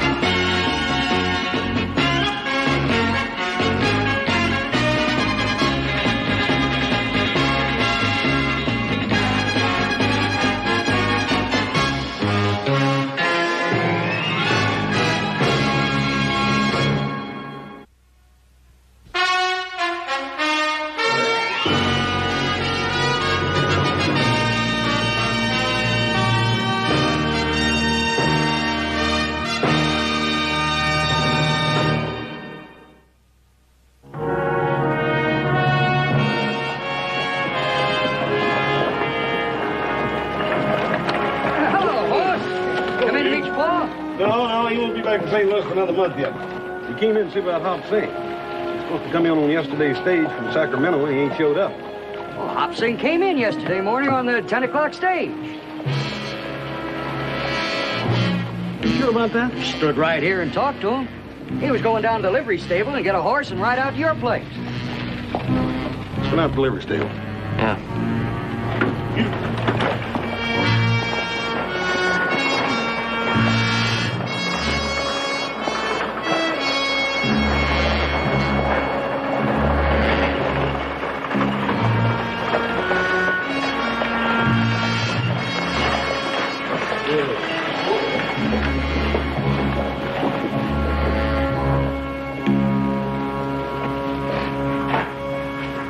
Hey, Tom. Hi, Joe. We're looking for Hop Sing.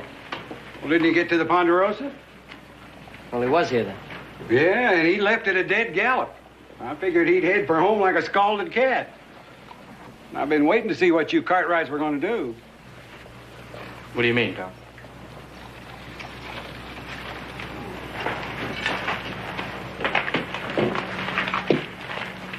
Emil Younger cut off Hop Sing's pigtail.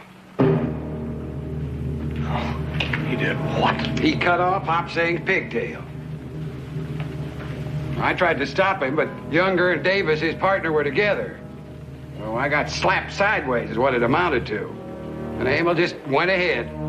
He did ride out, though. Yeah, they put Hop Sing on a horse, booted the horse, and out he went. I figured he'd headed for home. But he didn't. He never showed up. You know what that's got to do to him? Yeah. But this time he doesn't know where he's at. Tom, thanks. I'll let you know if I hear anything. Sure. Thanks, Tom.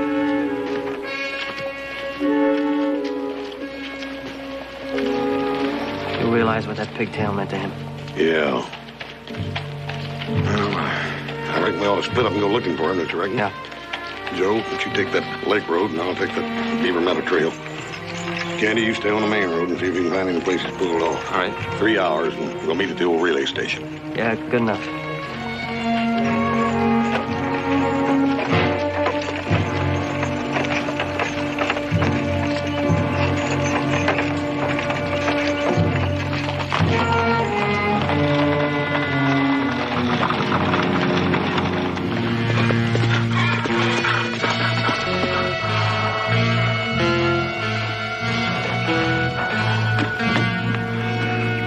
He told me you sold him Danny for $100. Yep, I sold him. That buckskin was mine. I raised him from a colt. You didn't have no right to sell him, no right in the world. This ain't the best paint in the world, but I gotta do something to brighten this place up. He wasn't an ordinary horse. He was a cutting horse. There ain't a better cutting horse anywhere. We ain't in the business of raising pets. Man wants a horse, I'll sell him a horse. He wasn't for sale. He was my own personal property. Are you going to quit your whining, or am I going to have to take you outside and slap some sense into your head?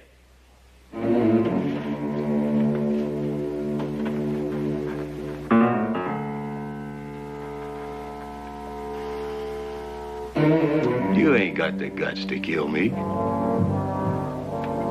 Now go on. Get out of here.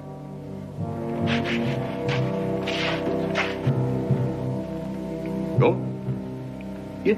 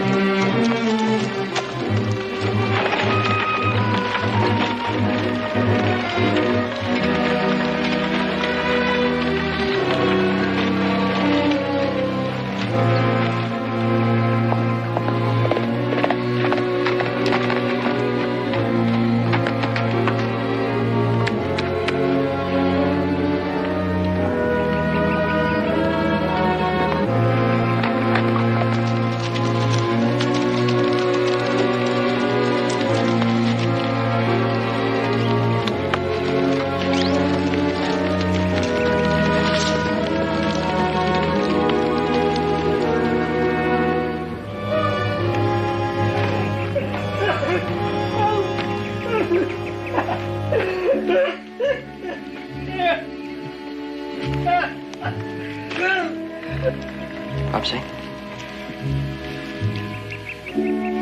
Go away, little Joe, please. Hey. Come on now, Popsy. Nothing's that bad. It's bad. It's very bad. Look, I know what you meant to you, but that's one good thing about hair. It grows again. It takes a long, long time. But you're going to live a long, long time. Now, when you're ready for the pearly gates, you're going to have plenty of hair. Hair belong to me. Mr. Younger, he no give back. You want it back? Without hair, ancestor very unhappy with Hobson. Hobson cannot face elder. Lose face. Hobson very shame.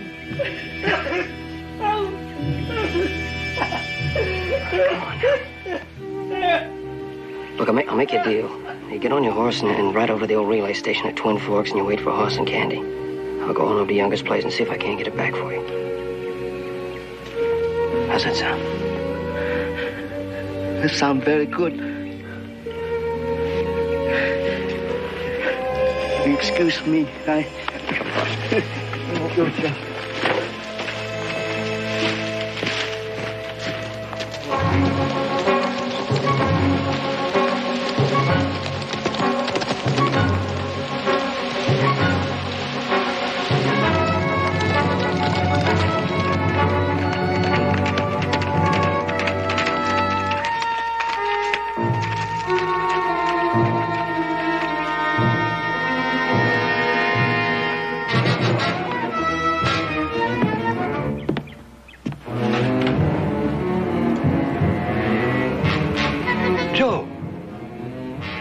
Come looking for a good horse?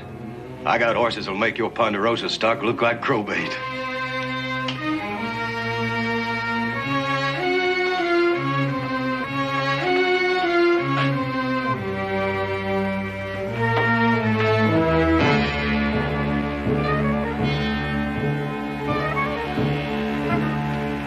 You like my souvenir? I think it belongs to a friend of mine. You don't say. Yeah, I do say. I'm going to take it back to him. Don't you worry, I'm going to pay you for it.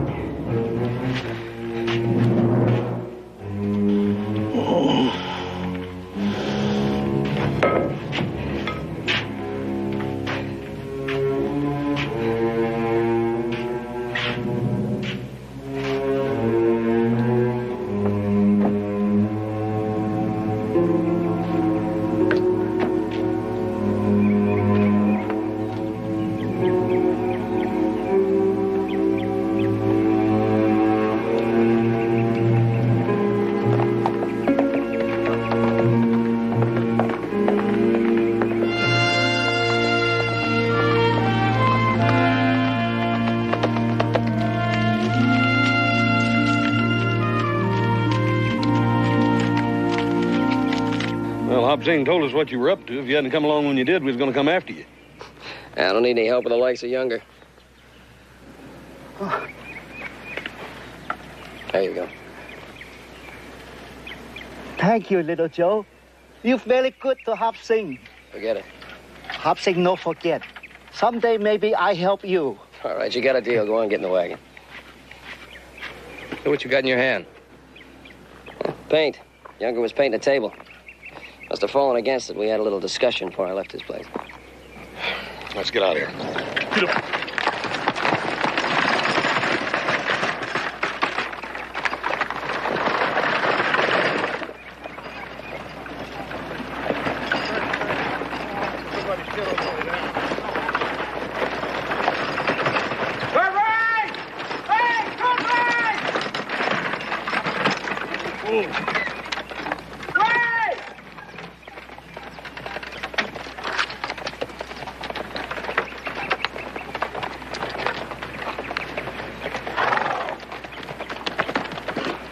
What do you want, Davis? Somebody went and killed Emil.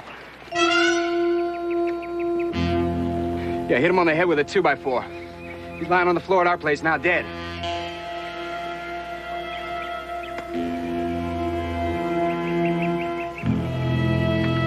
Two by four was fresh painted.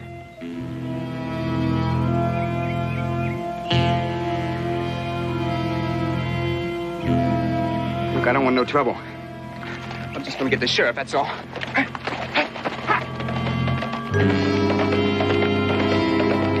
Joe, did you hit Younger with a 2x4? What do you think, I killed him? That ain't what I asked you. I hit him. I hit him with my fist, just my fist. All right.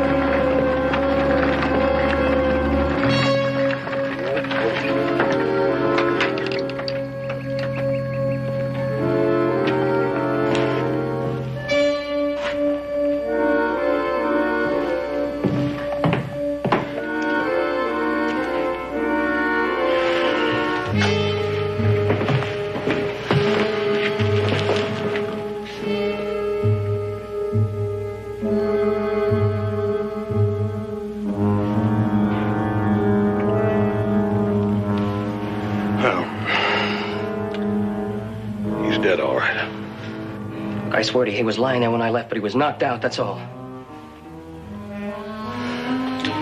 White paint in his hair and hair all over this 2x4 and handprints all over this. This has got to be what killed him. Look, I never touched that 2x4. I got the paint on my hand on this table. Look, this table wasn't like this. It was lying on the floor, and somebody's painted over it again. There was a handprint on this table.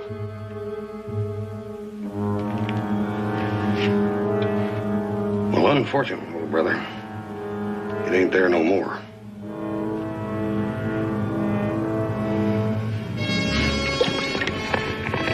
Here comes Roy Davis. What are you doing here? I figured you'd be running. Joe, is it like Davis here told me? Is Younger dead? Yeah, he's dead, all right. Go ahead, take a look.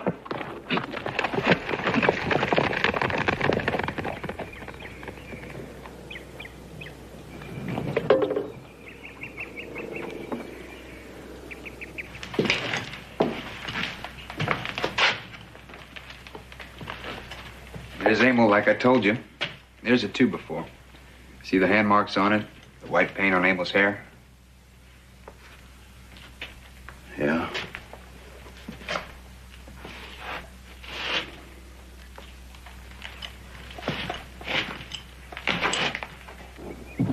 Joe, you were here. Yeah, I was here. Look, Younger cut off Hop Sing's pigtail. I came out to get it. We had a fight. Now, he was lying on the floor when I left here, but he was knocked out, that's all. Did you knock him out with that 2x4 in there? No, I didn't touch the 2x4. What about this white paint on your hand? When we were having the fight, I fell back against the table. The paint was wet. That's a lie.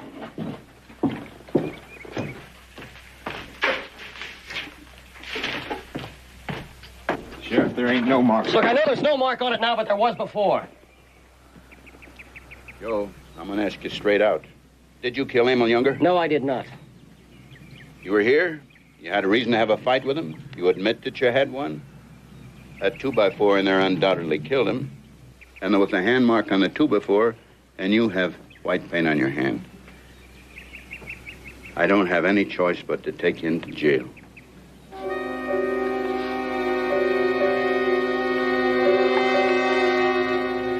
Boss, if you and Davis here would load the body in the buckboard, I'd appreciate it.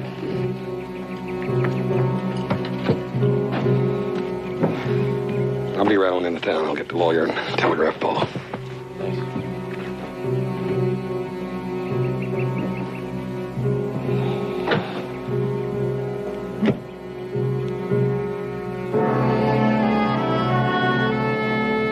I'm also the county prosecutor with a job to do.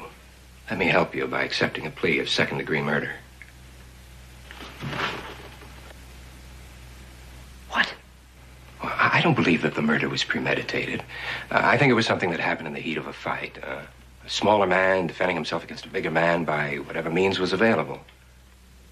Look, Sam, I didn't kill Younger. I swear to you, I didn't kill him.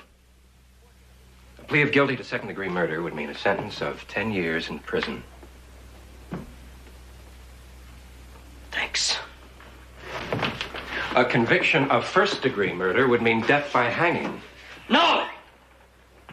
Now look, I'm not gonna plead guilty to a murder that somebody else did. You have in mind who the somebody else might be? Why, what about Davis? Yeah, that thought occurred to the sheriff and me.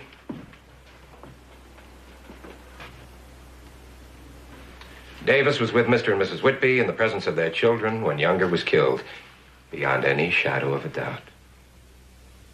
Sam, I did not kill Younger. I hope you'll get a good attorney to defend your brother. We got the best, Sam. We got Ed Gellner. You're gonna need everything he's got to keep Joe from the gallows.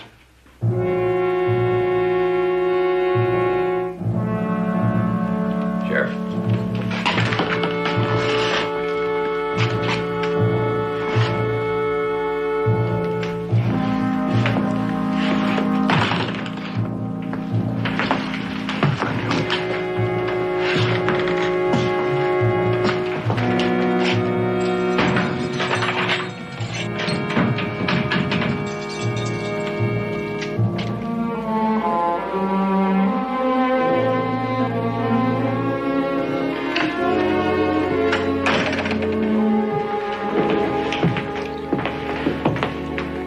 Hear anything from your pa yet?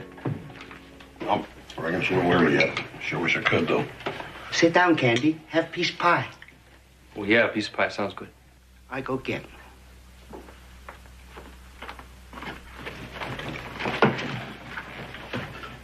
How did Hobson get his pigtail back on? Well, you decided to tie it together, we could grow another one. Ah, thank you, Hobson.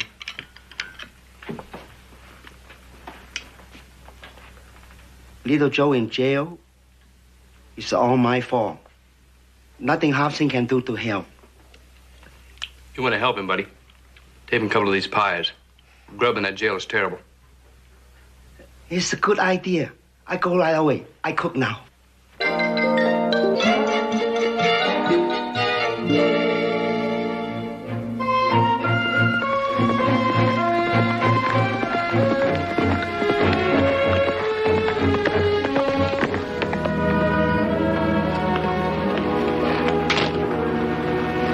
Now that you had an opportunity to talk to Joe, what do you think? Well, I don't think your brother's chances look very good. But why? He didn't kill Younger. Are you sure of that? What do you mean? Haas, the evidence against Joe is pretty strong. He had the motive, the opportunity, and the paint on his hand makes it look as though he handled a murder weapon. Yeah, but he didn't. He told me he didn't, and he don't lie. Oh, Haas, when a man's faced with the gallows, he'll lie himself blue in the face. I'm not saying Joe's a liar. Excuse, please, Mr. Hoss, Mr. Giltner. I'm not saying Joe's a liar, but it'd be pretty hard to convince a jury that he's not. Well, what are you going to do? Well, I'll salvage what I can. Now, you go on home. I'll see you later. you need anything else, little Joe, you just holler. Good morning, Honorable Sheriff. Hello, Hop Sing. What do you got there? It's a pie for little Joe. Oh. Hey, that smells good. You're going to have to leave it out here, though. The prosecutor gave me a list of the people that could see Mr. Joe, and your name wasn't on it. Oh. You give to little Joe, please. All right, fine. Maybe he'll give me a little piece, too.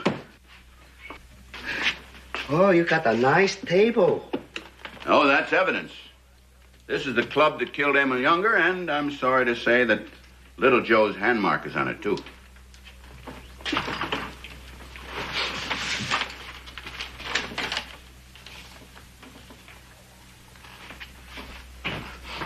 Must see little Joe.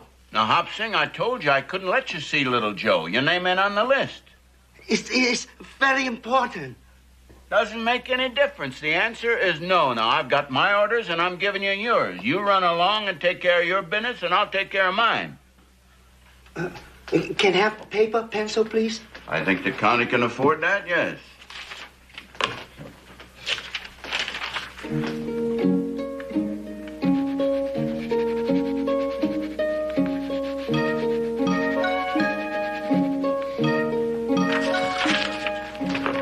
Thank you.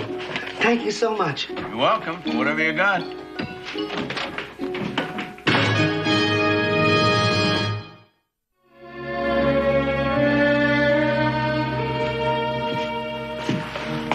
What do you suppose he's up to? I don't know. I ain't never seen him that excited before. He's talking a lot of gibberish. I thought he's gonna explode like one of his firecrackers. I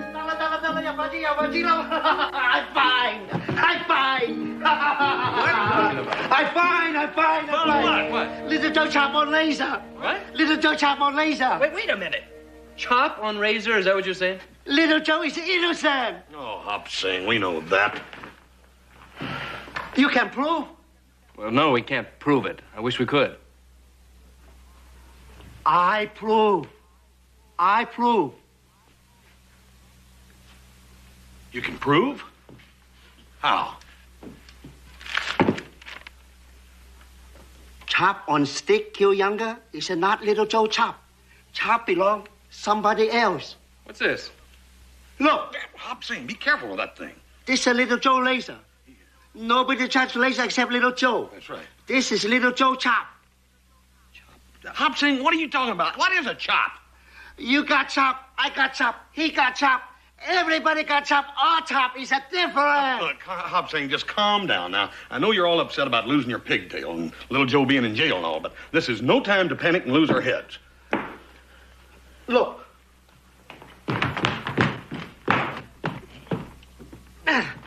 Look. That's my thumb mark. Is that a chop? That's a chop. Everybody got chop. All the same is a different. No, wait a minute. You lost me again. Wait.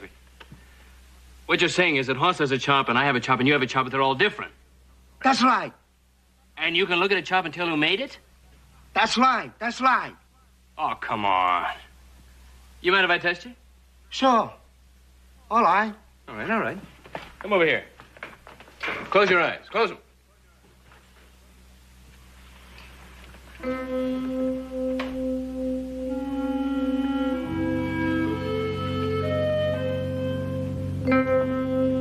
All right, Hop Sing, come here. Now, there's two chops here. You tell me which one's me and which one's Hoss. Where you going?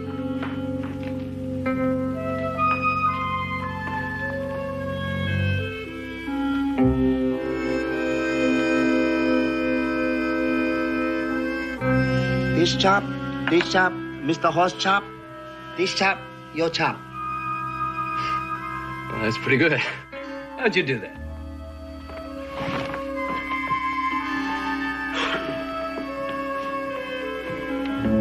I copy chop from stick kill Mr. Younger. Look, little Joe chop on laser, two chop not the same. What do you think, Hoss?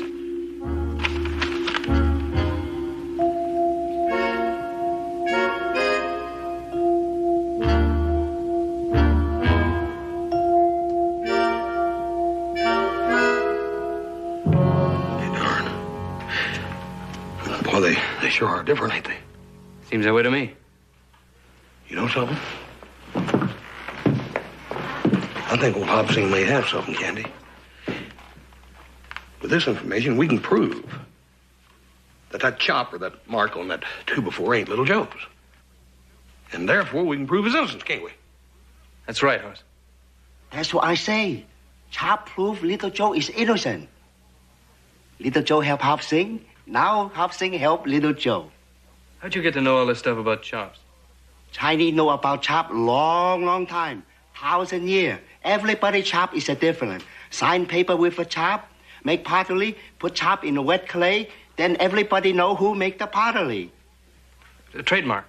That's right. Yeah, or a signature. Everybody born with a chop. It's his chop all his life.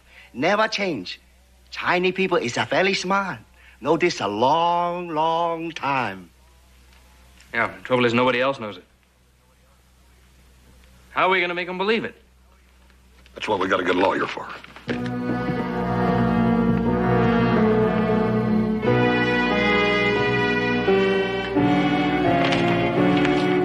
Well, it's very interesting, but of no practical use to us whatsoever.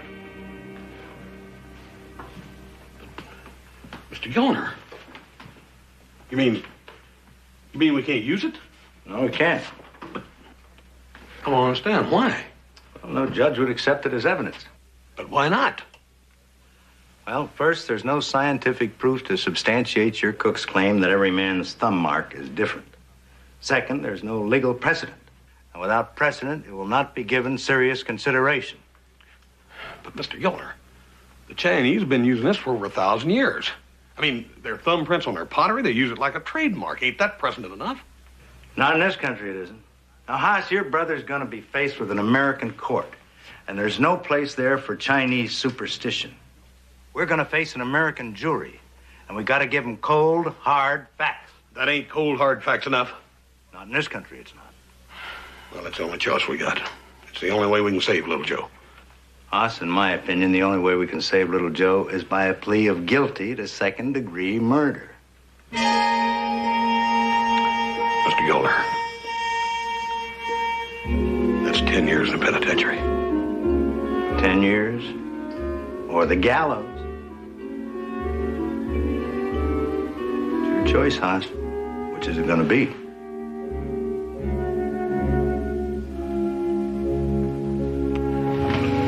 I'm not going to plead guilty to something I didn't do. I told Gilner that, and I told him I didn't blame you a whole lot. He says it's either that, take 10 years, or hang. Well, it's not going to be either one. He ain't gonna have nothing to do with Hop Sing's chops or finger marks. He says if you don't plead guilty to the second-degree charge, that he won't even take the case. Well, we'll get another lawyer then.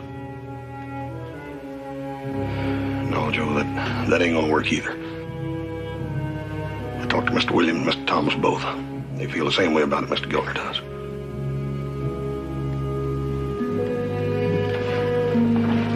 Right then, you handle it. Oh, you ain't serious. Oh, yes, I am. Joe, I don't know nothing about being a lawyer.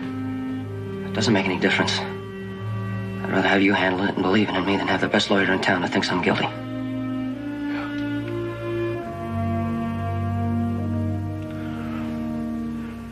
Oh, Joe, you'd be putting your money on a lame horse. It's my money. It's my neck, brother.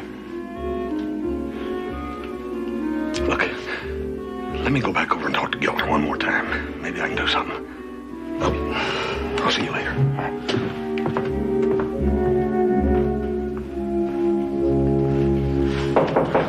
Come in.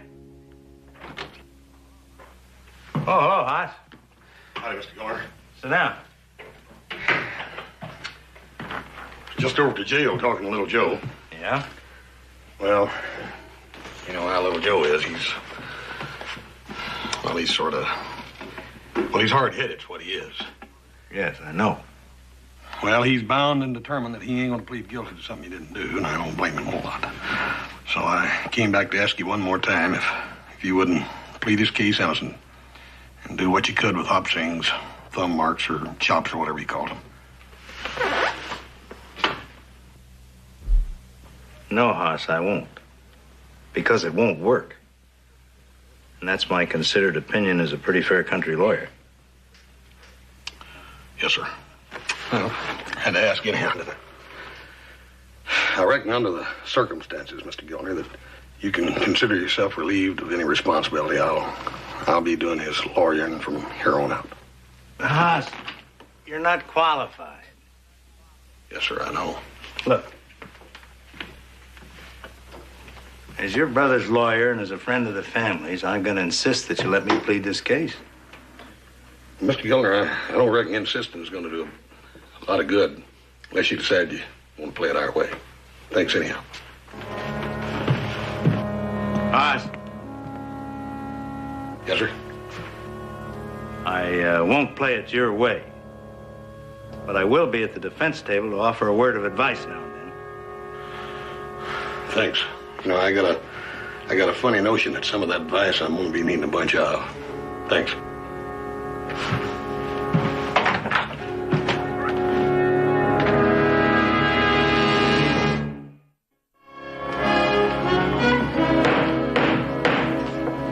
Case of the People versus Joseph Cartwright.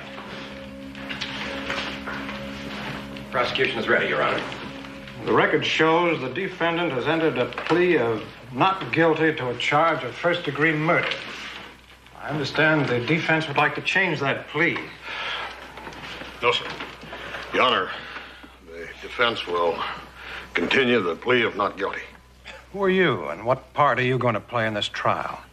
Well, I'm Joe's brother, and I'll be acting in his defense if it's all right with you, sir. Oh, it's all right with me, and I presume it's all right with the defendant. Mr. Giltner, are you withdrawn from the case? No, Your Honor. I'm acting in an advisory capacity. It's all very irregular. However, Mr. Gort, would you please begin? I call Dr. Bliss.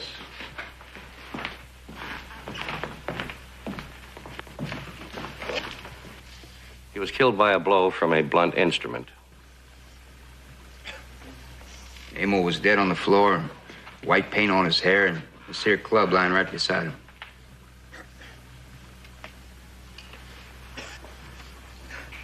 No, sir, there wasn't any smear on the table. It was clean painted, just like it is here.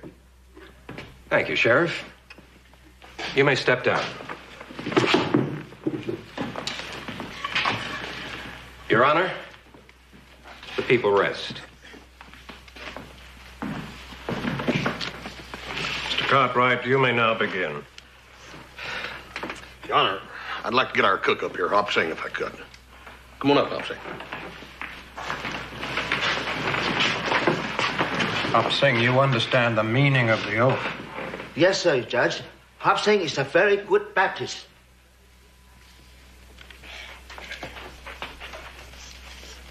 I promise to say the whole truth and nothing but the truth. So help me God. I do.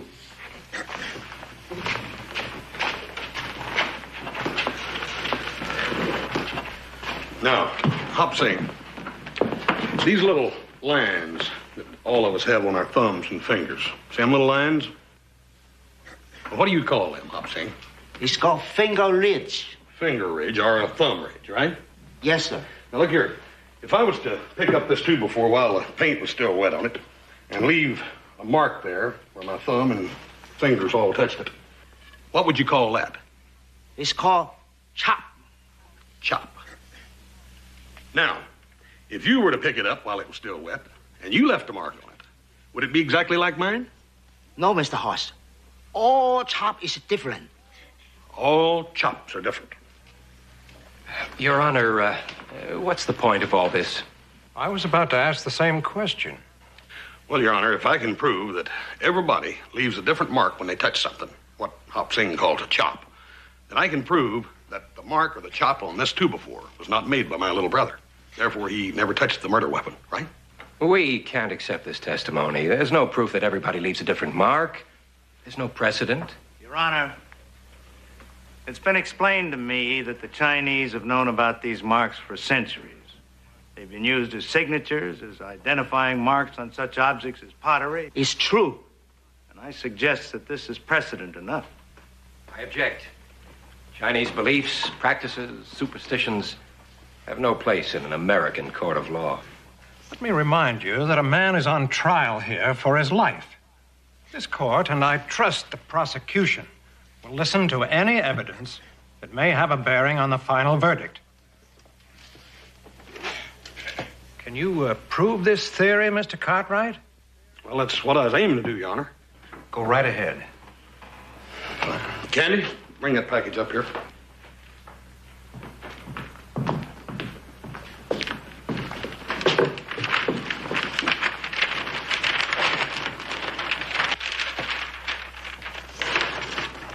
Now then, gentlemen, here is a clean piece of glass. Been wiped off. There's not a mark on it. You will notice your names up there. I want you to take your right thumb and put your thumb mark right above each of your names, and Ed, I'll show you yours.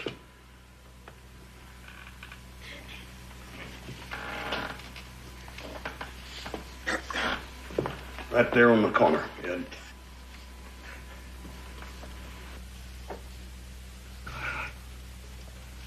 Right there in the middle, Bill. There you are, Hoss.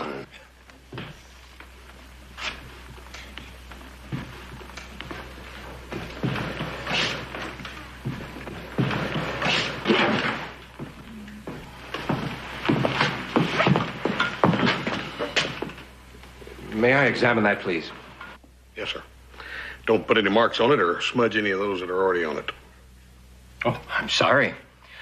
I had no intention of interfering with this demonstration of Oriental abracadabra.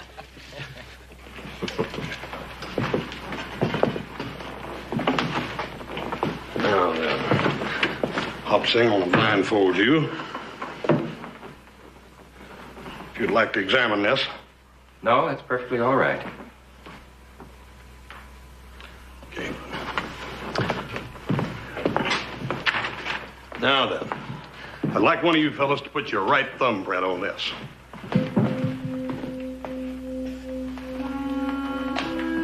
Your Honor, I object. No, that's all right, Mr. Gellner. That's all right. See what Hop Sing can do with it.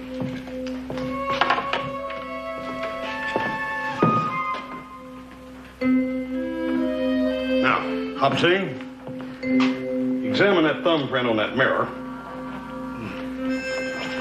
and tell me who it belongs to. This is going to make it tougher. Haven't you ever gambled? Not when there's a man's life at stake.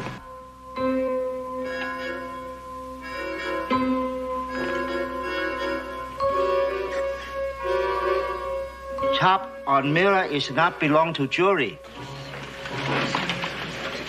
Chop on mirror is belong to Mr. Court. I protest. This is a trick. Mr. Cartwright signaled Hop Sing in some way. Well, my mark wasn't even on that pane of glass. Oh, I beg your pardon, Mr. Gort. You remember when you took the glass from me? I told you not to, but you did. You put a mark on it. Whether you know it or not, you put one on there.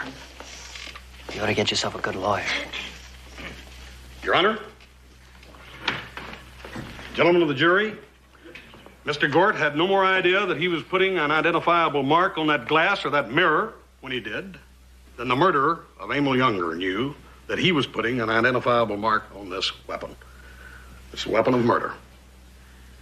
Now, Your Honor, all I have to do is prove to you and these men here in this jury that that mark on the murder weapon is not that of my little brothers. Joseph? Here, Joseph, put a thumbprint on there. Go ahead and put both of them on there. Mr. Hoss.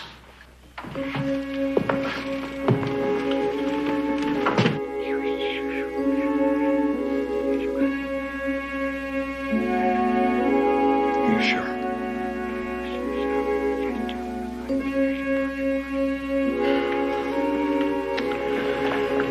Your Honor,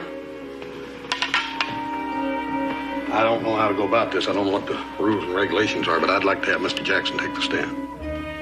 I object. Mr. Gort, will you approach the bench?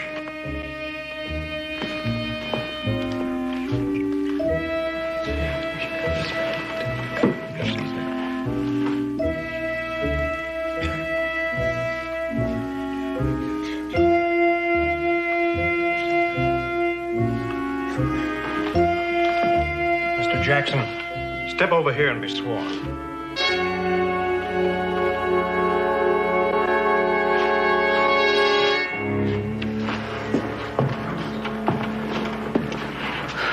Hop Sing, go out there and take my chair, will you?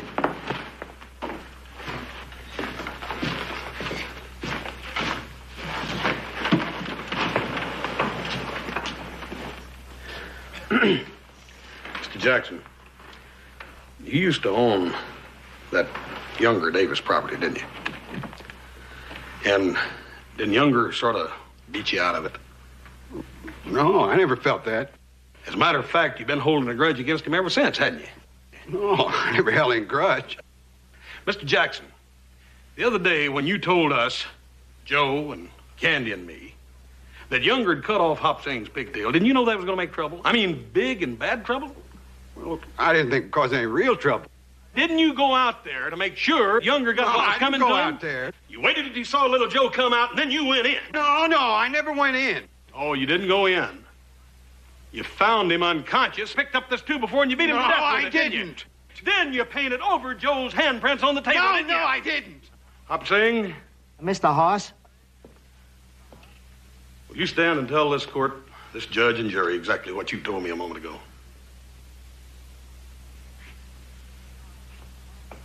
Chop on club, same as chop of Mr. Jackson. No.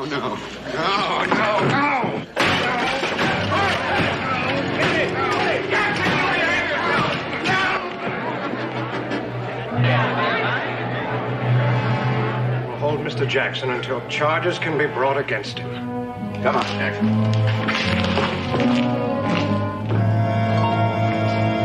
I declare this a mistrial. The defendant, Joseph Cartwright, is released on his own recognizance, pending a new hearing. This court is adjourned.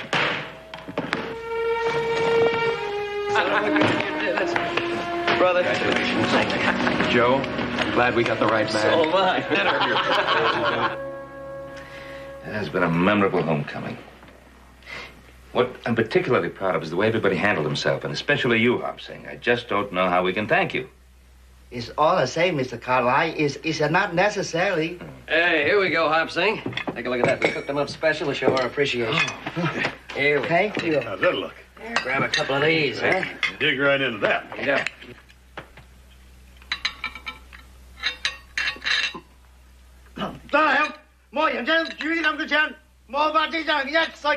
What's the matter? What's the matter? What's the matter? I saved your life. You try to kill me? Huh? Oh, you keep your chop off my chop. You punch a cow Hop Sing cook, all right?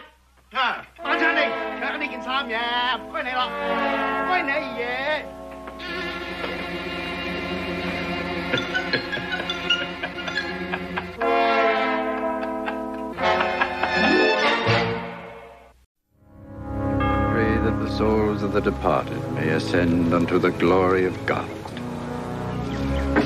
And with this consecrated earth, Charles Ball, I give you to your Maker. And may you rest in peace through all eternity.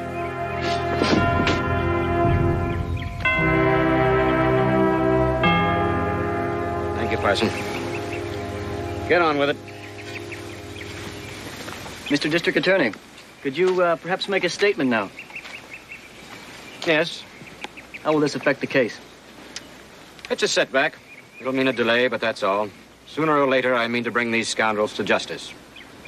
In addition to their other crimes, I'm going to see the answer to this. Could I say that this has been a deliberate and brutal murder? You may say that the man we're burying here today, Charles Ball, was brutally murdered to prevent his testimony.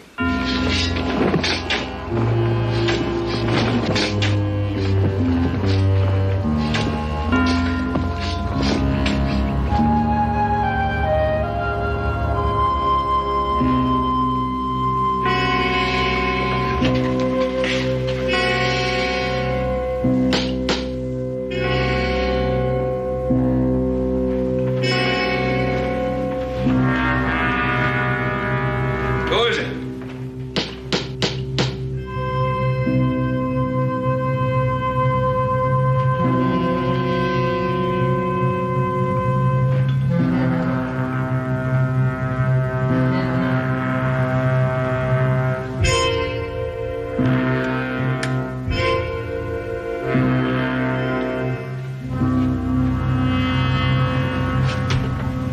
is it?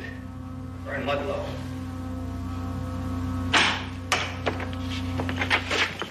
Bern, what the devil are you doing here at 2 o'clock in the morning? It's good to see you. What's the matter? Your horse lose a shoe or something? I'm sorry to bother you like this, Ben. That's all right. Who else is here? Hoss and little Joe and Candy, you know, one of the men. Well, I know they're reliable. What's all this about, Ben? I'm going to ask you a favor. And I'm going to ask it both as an old friend and in my official capacity as United States Marshal. Well, let's get on with it. Ask him. Ben? Go ahead. This is Charles Ball. Mr.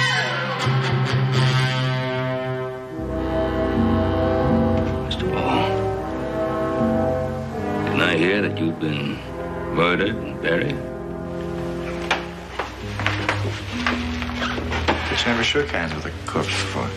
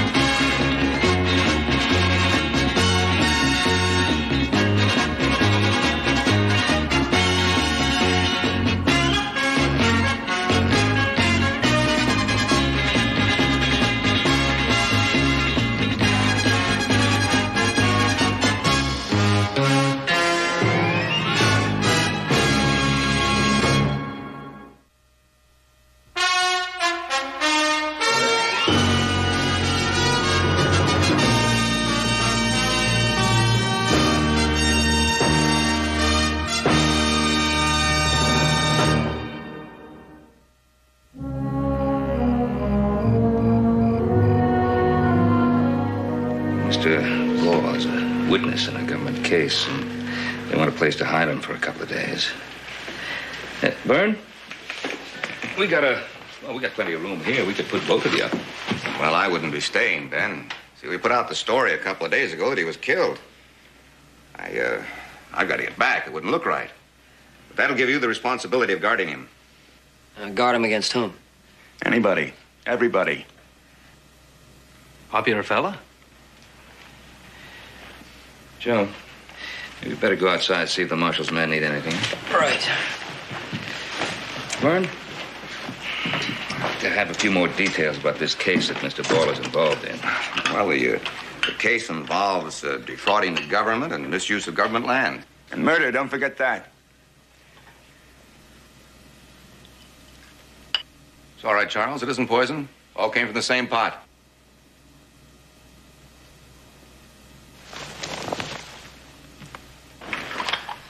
You see, they've already tried to kill him twice.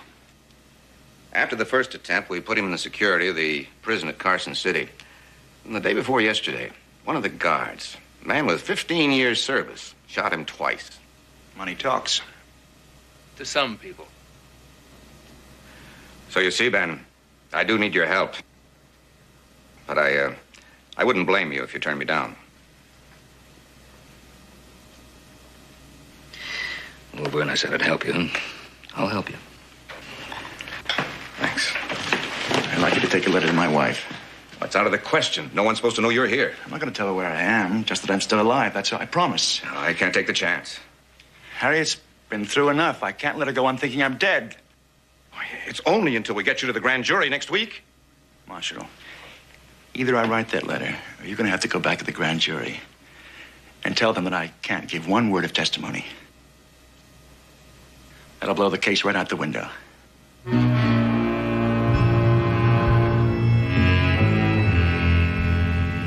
All right. But I want to read it when you're done. Here's my desk there, Billy. It does make a difference who holds the cards, doesn't it?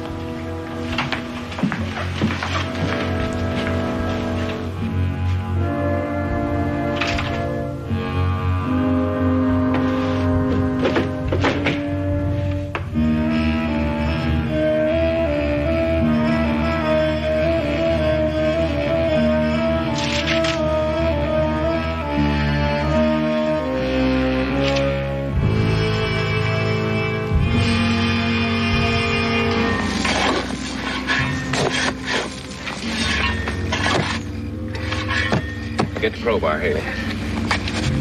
I heard something. Can't be anything important. Well, the watchman will be gone for another hour yet. Get on with it, Haley.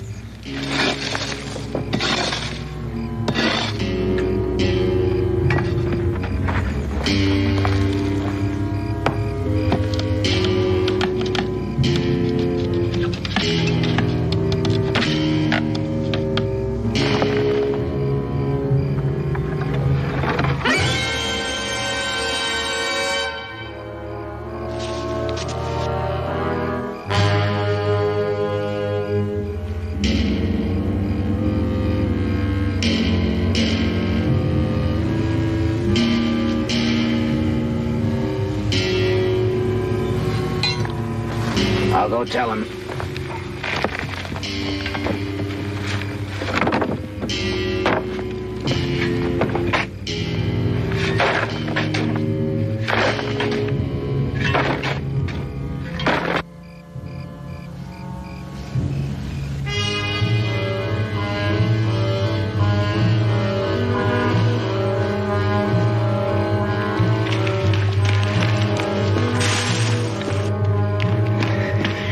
That guard you hired to kill Ball must have missed. Only thing in that coffin was a log.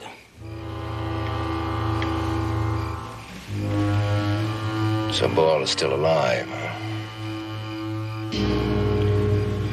I want the men on every road going out of Carson City.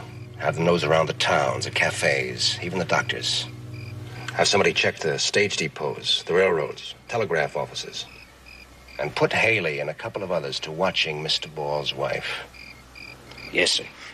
Rogers, you better find Mr. Ball.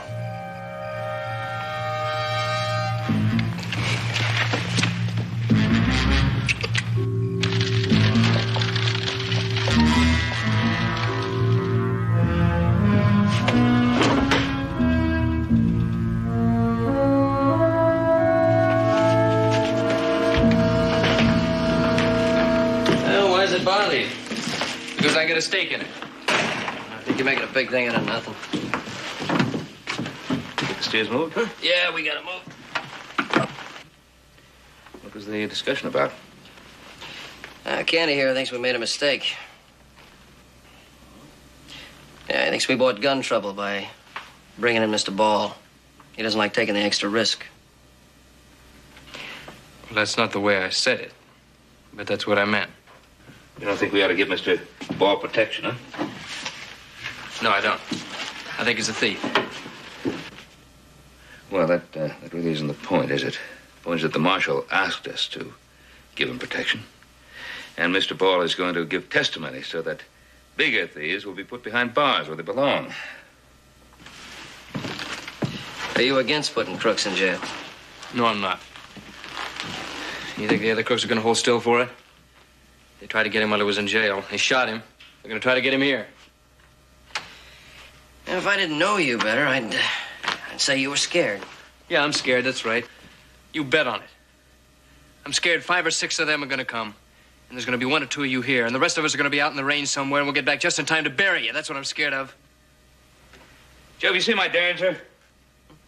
No, I didn't, Pa. Isn't it in the drawer there? Oh, it's not in the desk. It's not here. Ball's got it. What made you say that?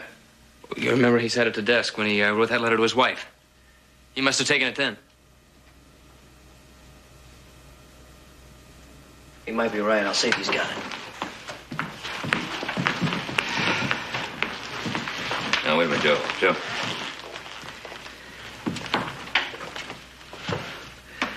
Let him keep it. What do you mean, let him keep it? He's a distraught, frightened man. Let him keep it. All right, he's distraught and he's frightened. What good's the derringer gonna do him? Probably no good at all, but at least it might give him a little confidence, which I think he needs right now. And suppose he decides to use it on us? He won't, Joseph. We're the only people who can keep him alive. Candy, I got Luke keeping watch on the hill so he can watch both ways. Spell him right now with you. Okay.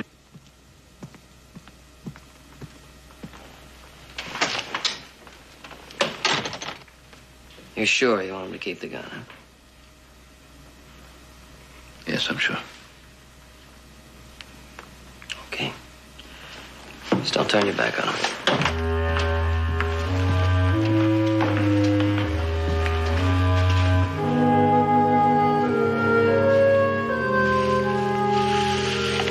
There. How's that? Fine. You've been very kind. Don't mention it. You've been hitting that stuff pretty hard. I can't stand the shaking. This helps. Might try some sunshine. It's a nice day outside. Why don't you come out and get some fresh air? We'll see. Haas? Yeah? Do you mind if I ask you something? No. Why'd you take me in? Well, you had to stay someplace. It's not as simple as that, and you know it. Well, it had to be done. That's all there is to it, Mr. Ball.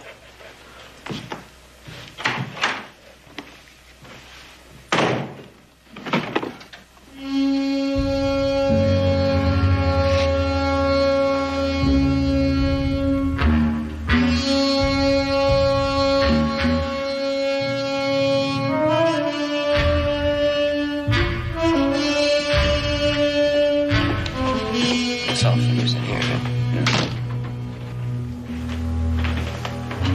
Hey, good to see you.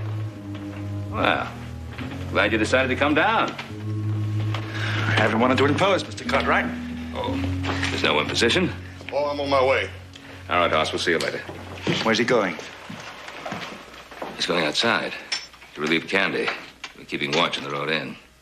I see. Do you mind if I go outside? Of course not. Go right ahead. It's perfectly safe. Unfortunately, I've heard that before. We searched the place thoroughly. There's no one around.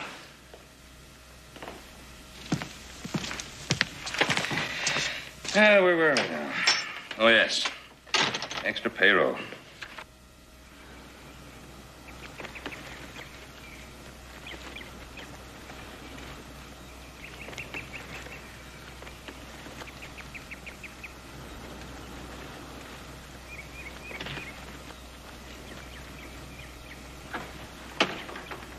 Howdy. I didn't mean to spook you. You always sneak around like that? I don't sneak. I just walk soft. It's a habit I found very useful. You're the one didn't want me here the other night. I never said that. You didn't have to. Trouble dumped in your lap, nothing in it for you. That's about it. If it had been up to me, I'd probably just said, sorry, full up. But it wasn't my say, it was Mr. Cartwright's. The Cartwrights. They seem like nice people. They are. What's their angle? Oh, I mean, for taking me in. There isn't any. Come on, everybody's got his price. Not them, for a fact. Sticking their necks on the block. They must think they're going to get something out of it. Well, you think about it real hard. Maybe the right answer will come to you. Depends on how sharp you are.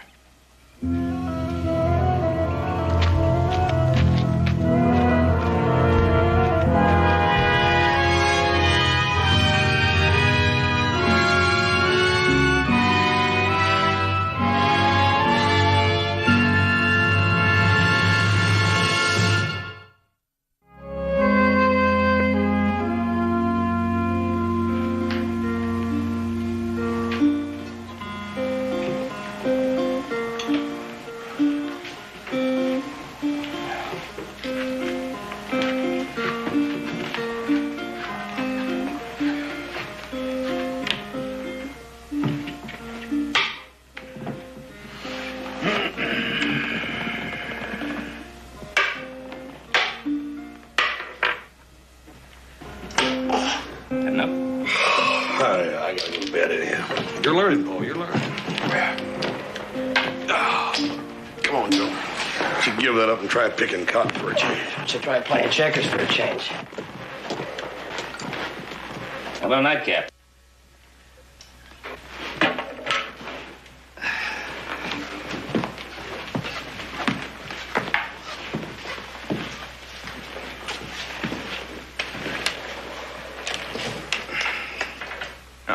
I'm sorry, I didn't mean to stare. I was just thinking, you look like a happy man. Well, I haven't given that too much thought, but I suppose I am.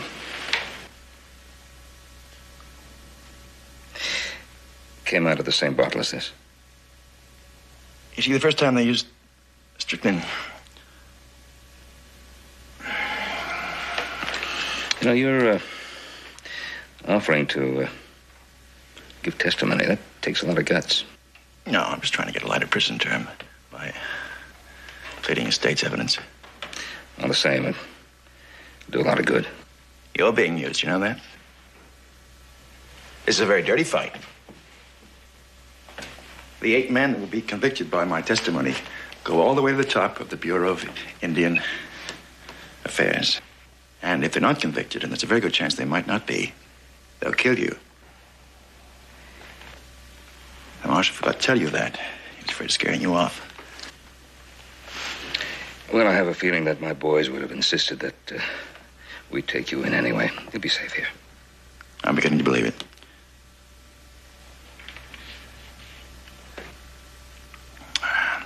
I think for the first time in a long time, I'll sleep through the night.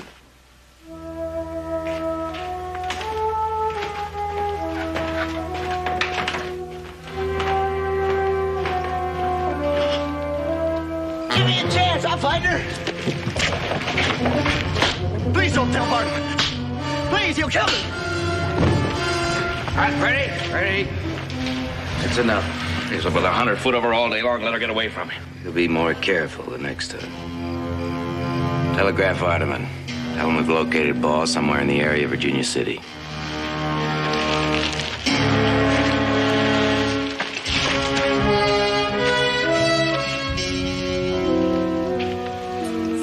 Dr.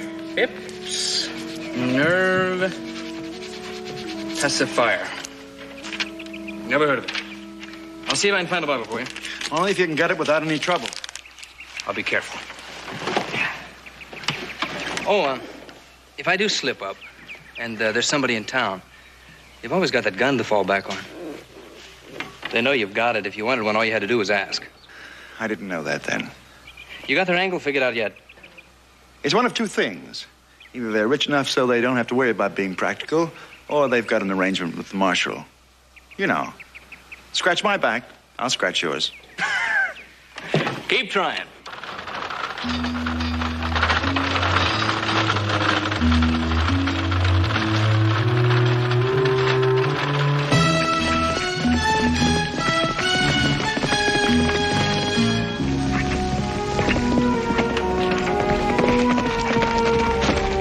Better get him inside. What's the matter? We've got company coming. A woman. Can't even look past her only.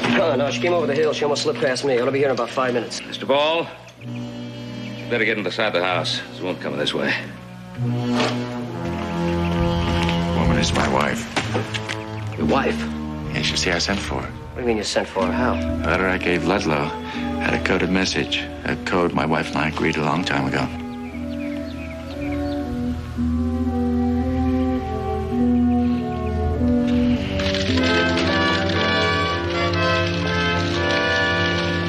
I've checked 27 people in the town since morning. A couple of families, some ranchers. I got men covering the general stores, both banks, and the saloons. What about the doctors? Telegraph office? Them too. Nothing so far. We're spread a little thin, but I don't think we'd miss anything important. Cowboy just come in driving a buckboard with a bay team. I'll take a look. Give me a beer. Harriet.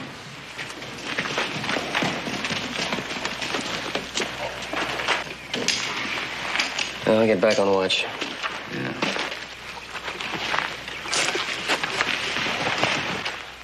I'll take care of a horse.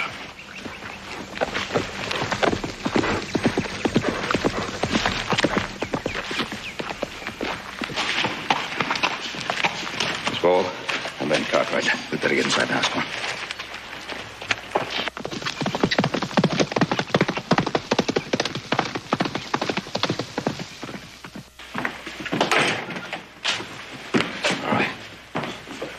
How did you find your husband? I'm sure there's nothing to worry about. If you found him, so could somebody else. I told you I used a Now, code. you just be quiet. How did you find your husband? It was a code. We arranged it a long time ago. I just wanted to verify that. That was very foolish, Mr. Ball. She wasn't following. You lied to the marshal. You promised Marshal Ludlow no information, just that you're alive and well. All right, I went back on my word, but she's here now, and that's all that's important. Boy, you think I ought to ride in and tell the marshal? They'll send me away again, right? Mr. Cartwright, please. Since this happened 4 months ago, I don't think Charles and I have had 15 minutes together.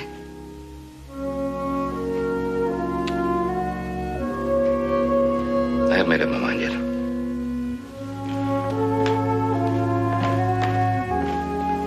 What's the harm, Mr. Cartwright? She won't tell anybody. She'll stay out of sight, like me. Are you sure you weren't followed? I haven't had very much experience at this sort of thing. That's right, you haven't. But I know there are some places where a man can't very well follow a woman. So I slipped out the back of a dressmaker's in Virginia City yesterday, and I doubled back to the state line. I spent the night at a little boarding house, and I rented a different horse to come up here on. I kept off the main roads. This is all above board, Mr. Cartwright, I promise you.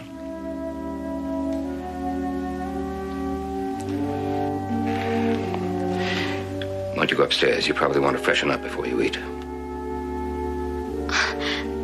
Then I can stay. For the time being. Thank you. I do appreciate this, Mr. Cartwright.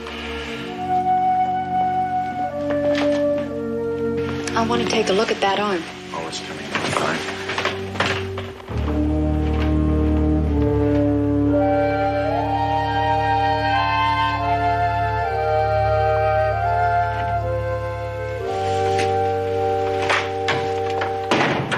See you. I know.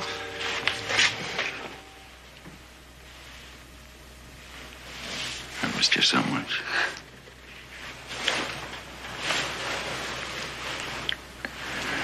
Harriet, I must tell you, I made a deal with some of the boys.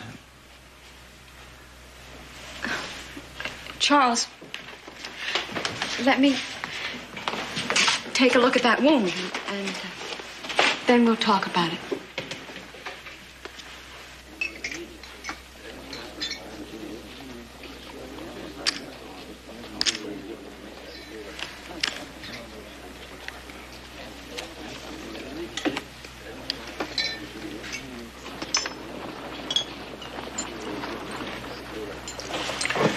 Excuse me.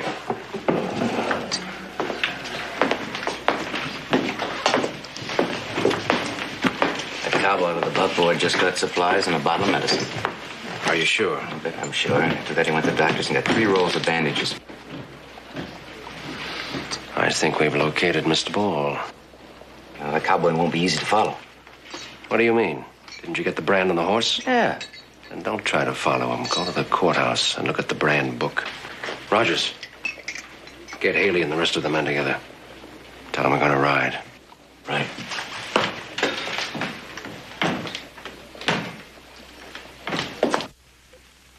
What are you so worried about? It's good news. $50,000. You won't mind that, will you? What will it cost you? It'll mean a new life for us. It won't mean a new life unless you change. Isn't it a little late for that? Charles, I've gone along because that's what a wife should do. But I don't always like it. What is your deal? When I testify, I clear the names of 7 of the defendants and place the entire blame on one of them. And that one? Bardman.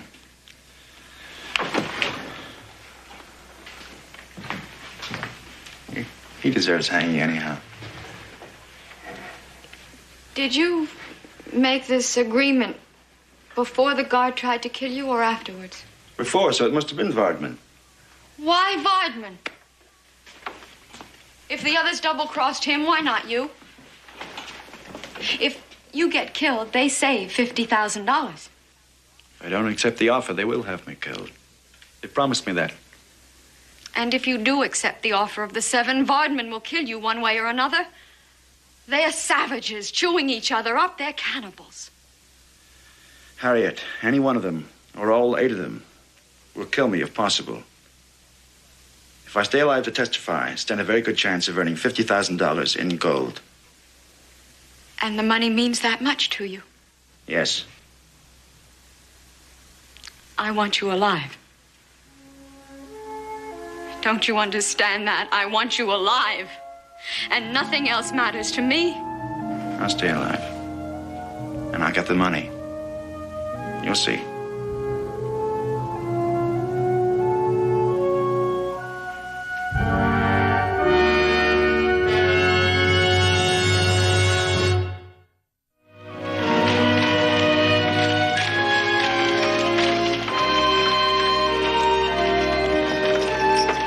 Any trouble?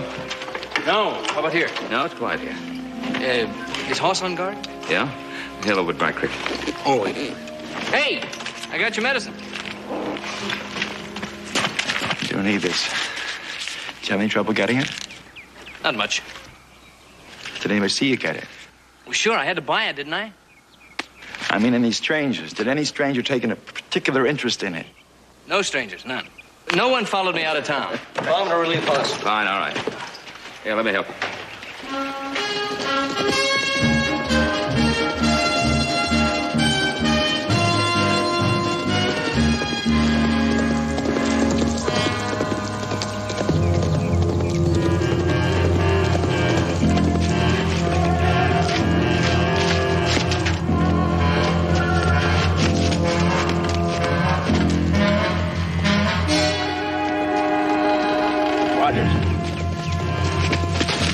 Men coming along the road from the Ponderosa. All right, your men, get out of sight. All right, let's scatter. Ready?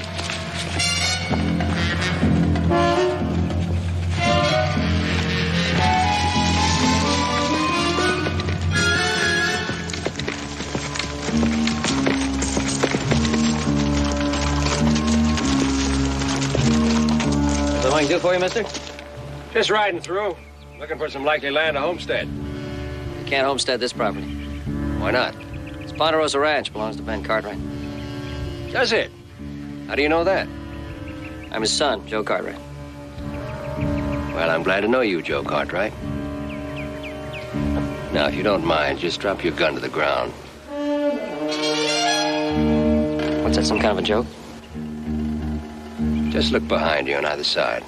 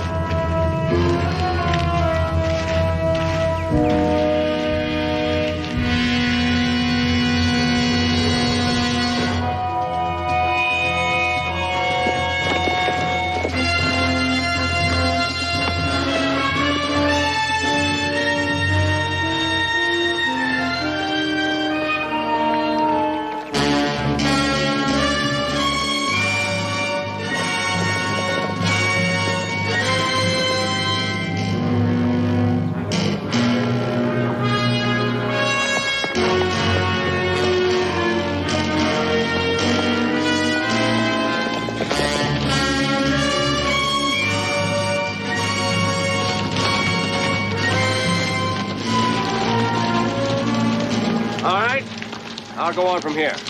Alone? They have no reason to do anything to me. We'll try the easy way first. All right, I'll spot the men all around. Lem, Frank.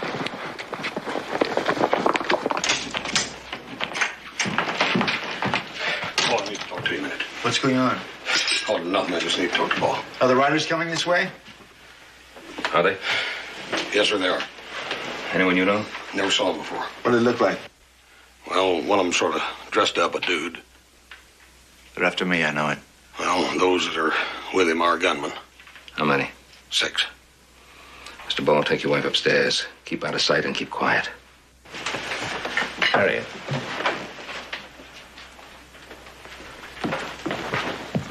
Mouse, go out the back way. Stay around. Candy? Let's you and I get real comfortable, huh?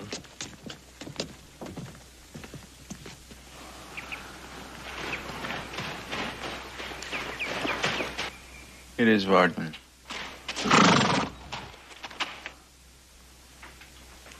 Charles, he couldn't know about the other 7, the 50,000. It may be that he has an offer. Not Vardman. He came in to kill me.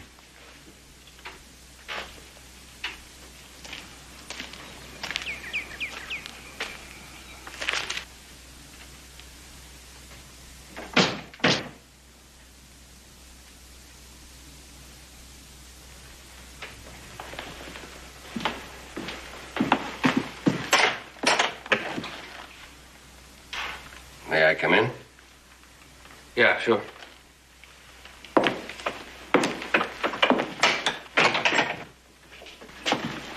Mr. Cartwright? Yes. I'm Richard Vardaman. Oh, yes, Mr. Vardman. Of course, I've read about you in the financial pages. Mining, isn't it?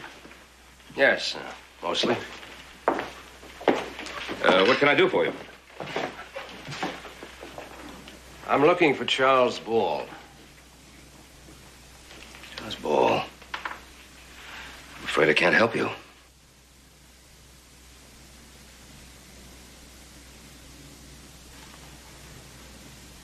I'm not so sure about that. I think you can help me. Candy, did you take your medicine? Oh, yeah. Yeah. Medicine.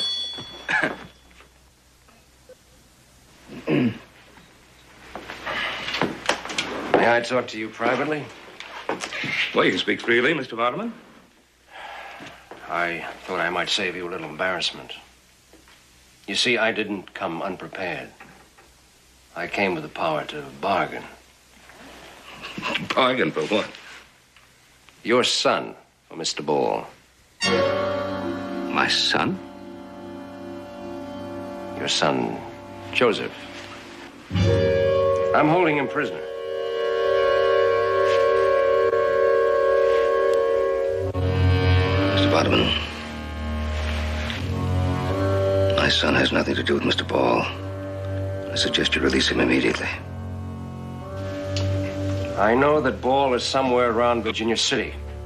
Now, you don't strike me as a man afflicted with a case of nerves. And neither one of you look like you're in need of any bandages. So if Mr. Ball isn't here, I'm sure you know where he is. I have no idea where Mr. Ball is. I presume you want your son to remain alive. Alive and released. And you'll have to give me Ball. I can't give you anything I don't have. I'll give you some time to think about it.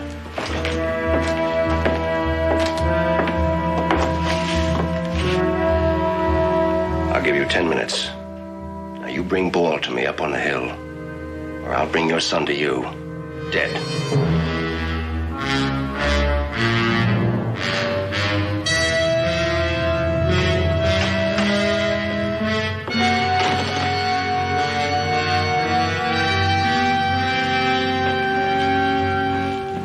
Medicine that brought him out here. They saw me buy it and they followed me. I didn't fool him any trying to drink it.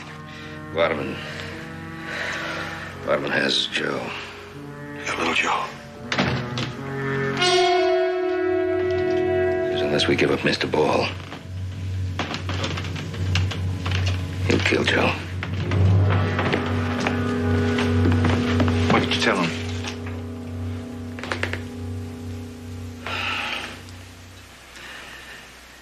Go out the back way.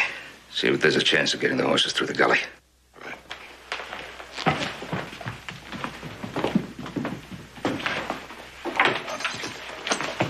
You're going off to leave us undefended? For a while, yes. Maybe you don't know what you're up against. I know exactly what I'm up against. Vardman is one of the most ruthless men in the country.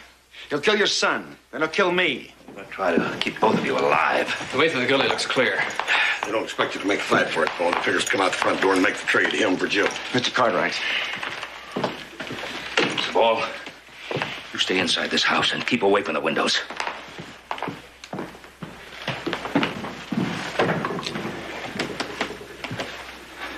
He won't get his son back, not without trading for him. He's got to try. You find that he can't, then he'll trade me for his son. Or he'll get killed. The department won't need a trade. They'll come right in after me. Charles, please. I'm not gonna stay here. I'm not gonna stay here and die.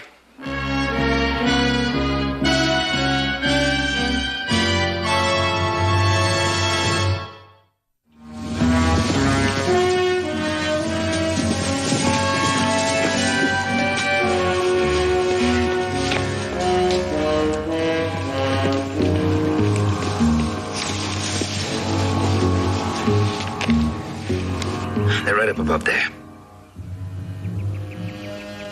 Gonna need a diversion. Let me go, Mr. Cartwright. It's my fault them being there, kinda. All right. I'll give a call like a nesting jay. Count 10 and then open up. All right. Yeah. Be up above there.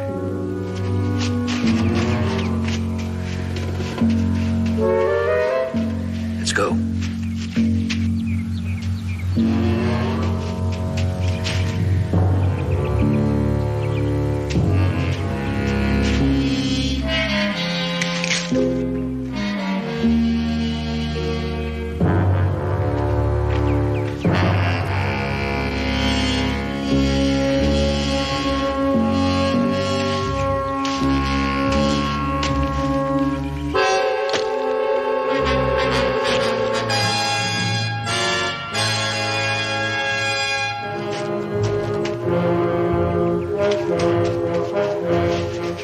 We ought to rush it. You do, and I'll cut you to ribbons. We know there's only 3 down there, boy.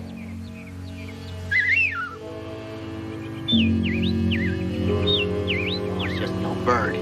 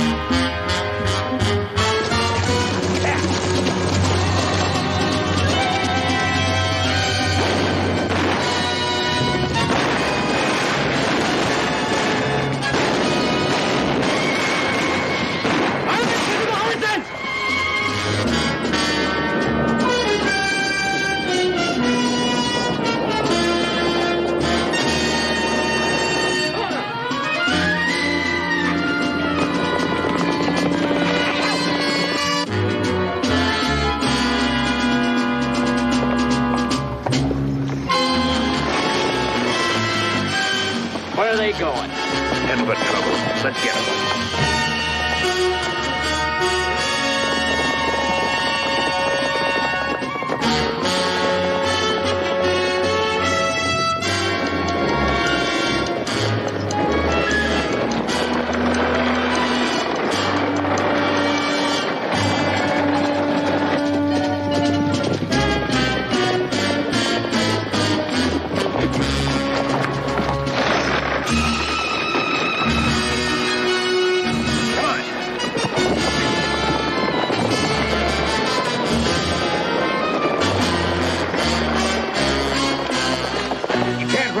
Right behind us. Jackson line check. We can hold up there. All right, Candy, get in that buckboard. Take the reins.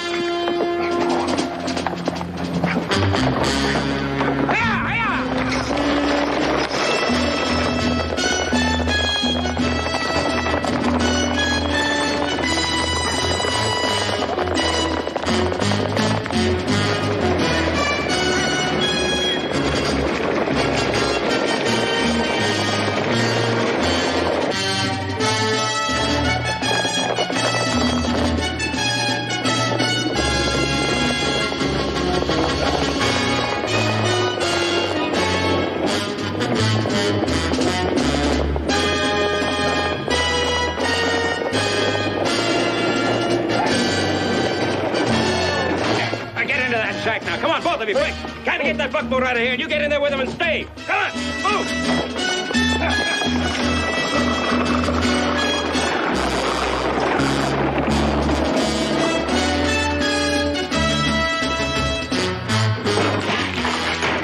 Get over there, keep down. Move! Charles, what have we done? You jumped right into the fire, lady. That's what you put in.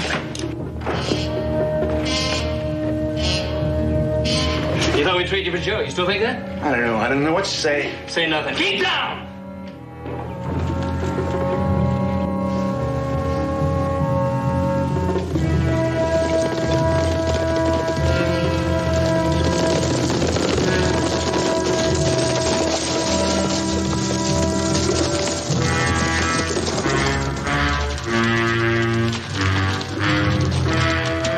Cartwright! They want Charles Ball, and we'll leave. You can't have him. What do you think now?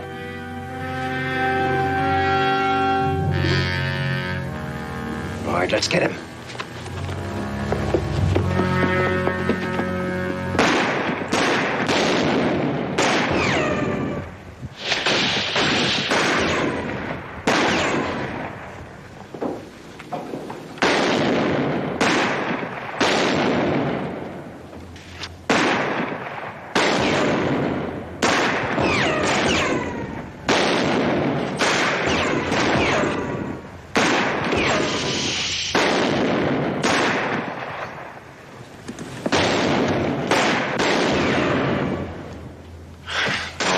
Quit, not till I'm dead. Or he's dead. Charles, what are we going to do? I'm going to testify. If I get out of this alive, I'm going to testify against each and every one of them. They can keep their 50,000. I don't like getting shot at to make a man see the light.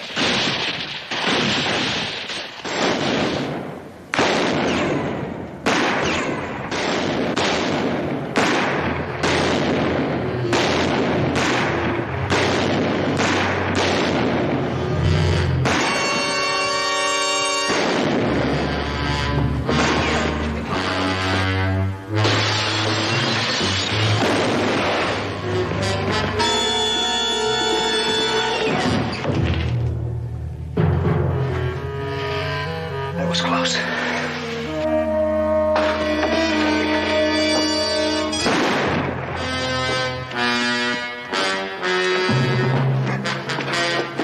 You're right, Paul.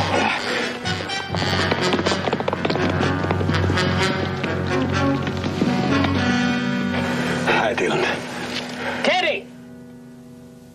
Everything all right in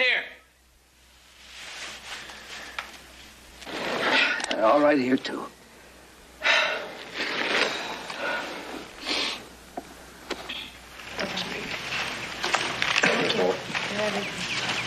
Take care. Good luck.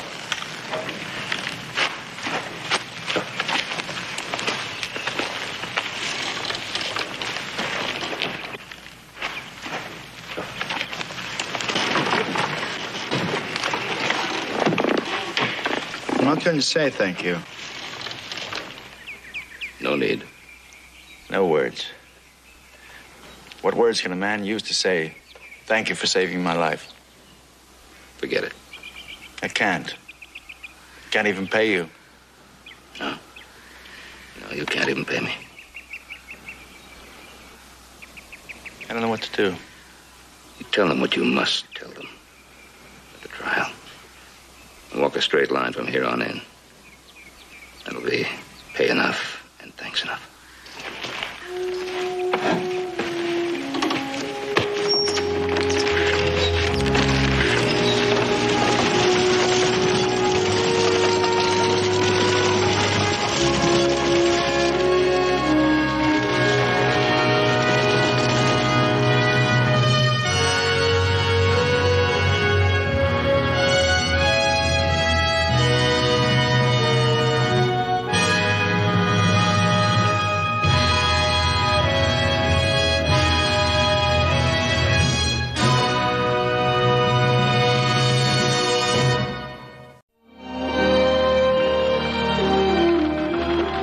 Trip wasn't too rough.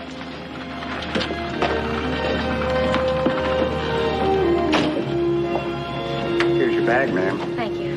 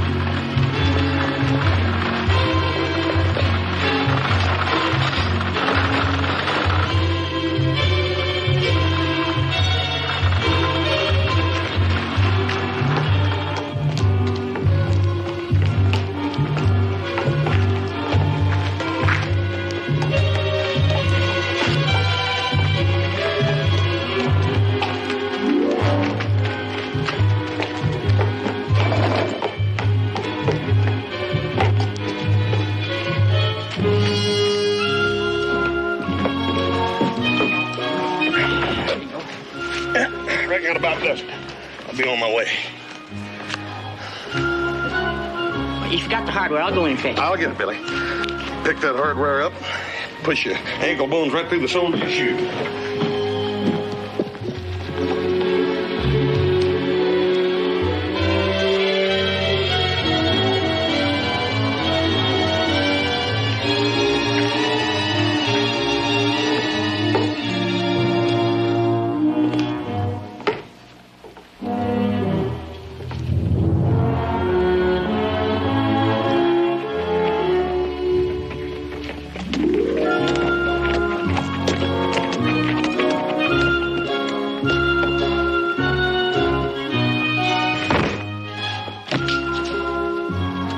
I guess that's got it, Hoss. See you around. All right, see you around, Billy.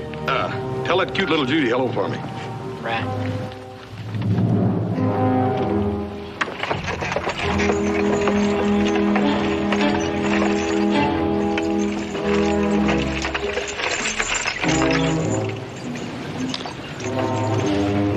You know, I swear I know the man driving that wagon, but I can't recall his name. Well, it's Hoss Cartwright from the Ponderosa, you know. Haas, of course. Should be easy to remember. He's as big as one. Yeah.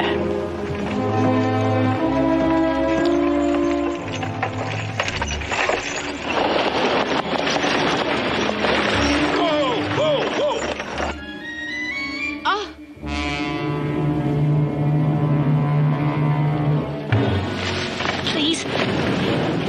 Miss, what are you... Please don't give me away, mister. Please, keep going. Keep going.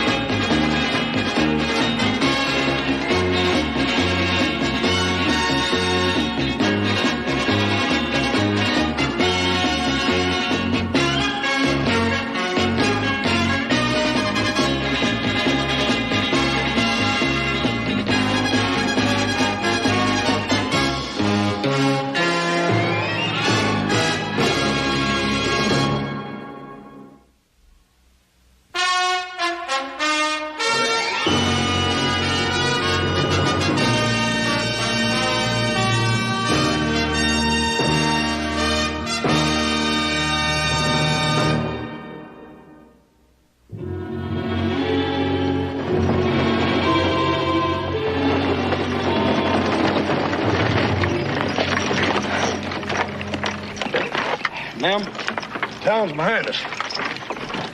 I'll get you out there in just a minute. Ain't nobody follows us. We got the road to ourselves. Here.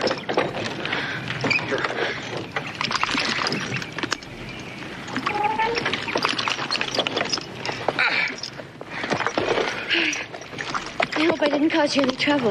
Not at all. Thanks for the ride. Oh, yes, ma'am. You're welcome. Hey, where you going? Wait a minute. Where you going? You can't just walk off into no place. I apologize for being in your wagon. What? I thank you for the ride. Well, sure you did, but... Then why can't I go where I want to go?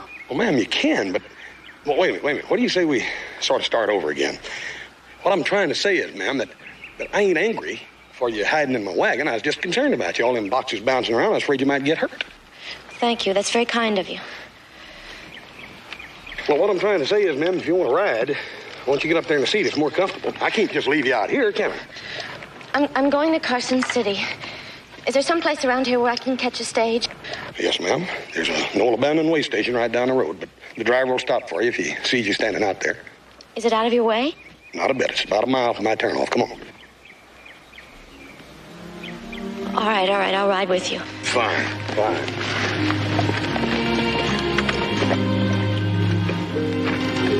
There you go.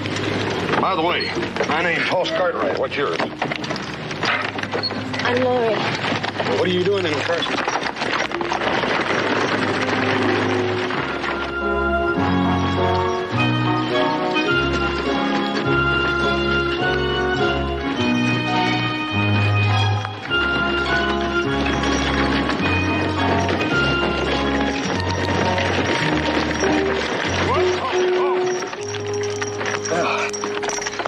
it's going to be about 3 hours before that stage comes by.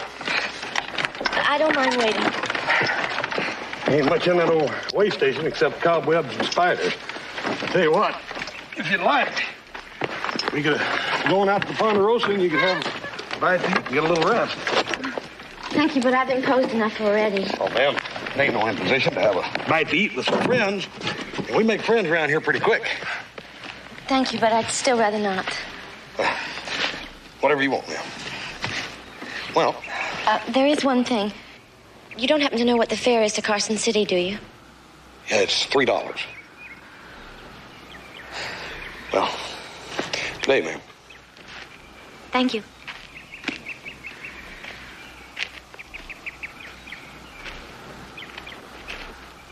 Have a nice trip, you hear? Thank you.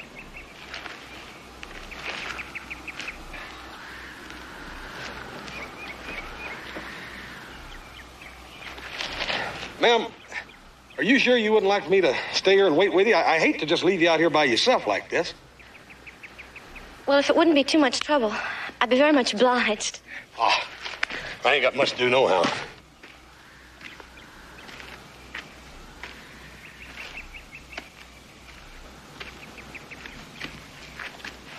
Sure pretty day, ain't it? Yes. Hey, that's right pretty. Thank you. It's gold mounting. Cameo's good, too. Yeah, I bet it is. Yeah, that's pretty. I'd sell it to you for $4. Or $3, if that's too much. I thought maybe you might like to buy it for your wife. I ain't got no wife, but I'll tell you what. You keep the cameo and take this anyhow. Ma'am, it ain't enough even to be considered a loan. No, I won't be beholden to anybody. I can't take the money unless you take the brooch. All right, that's the way you want. That's the way we want it. Only if you'll write to me and let me know where you are, and I can send it to you if you ever want it. Thank you so very much. You don't have to wait with me now. I'll be all right. Are you sure? Yes, I'm sure. All righty. Good day again. Good day. Thanks for everything. Yes, ma'am. Have a nice trip, you hear? Thank you, I will.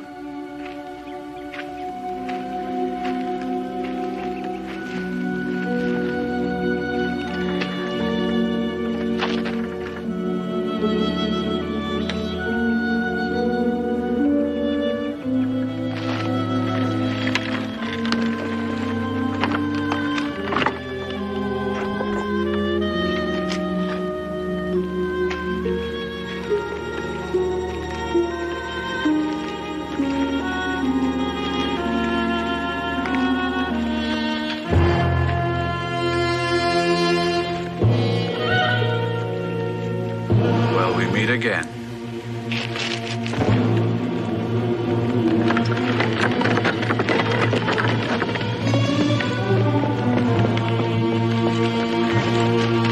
Miss Laurie. Miss Laurie.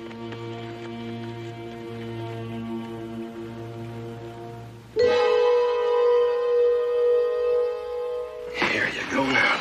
Here, let's put another one back there. I think this will be a little more comfortable. It'll get you up a little straighter. Now, get your shoes off and get that circulation going.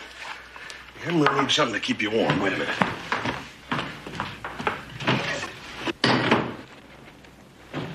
This ought to do it. Pull this up real nice and snug. Should make you much more comfortable. Now, how's that? Yes, thank you.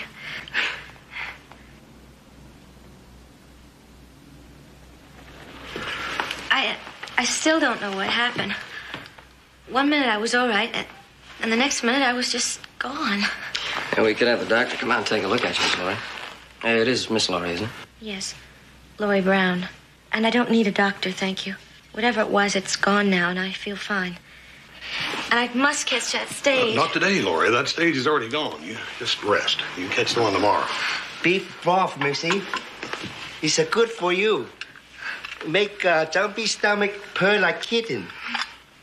Thank you. It does smell good. Oh, it tastes good, too. Here, I can manage that. Thank you.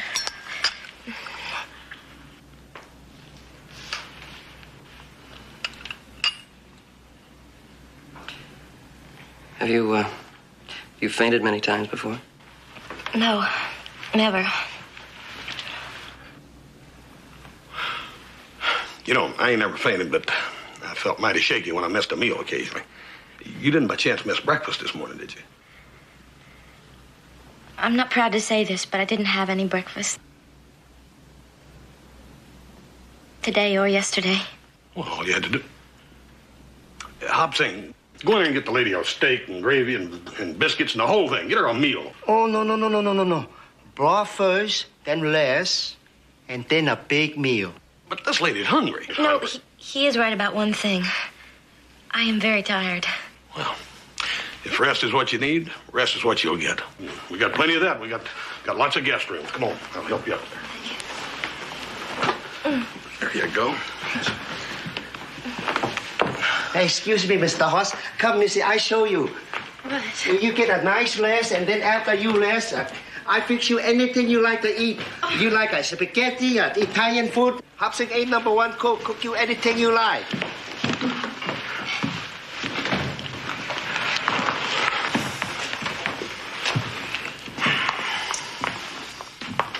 Well? Well, what? I think just well. That's what Pa would say if he wasn't in Sacramento, so I thought I'd say it for him. Well, I mean, I couldn't just leave her there at the way station, could I? No. And she just showed up in your wagon. That's right. She was sort of a stowaway. Oh, stowaway. Mm-hmm.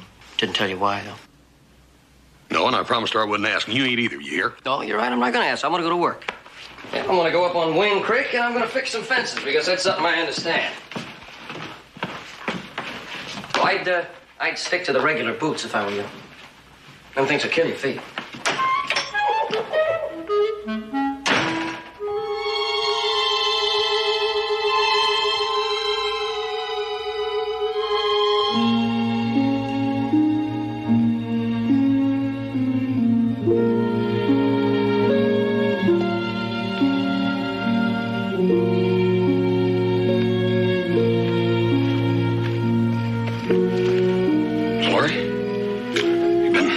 Quite a spell. I wondered if you were all right.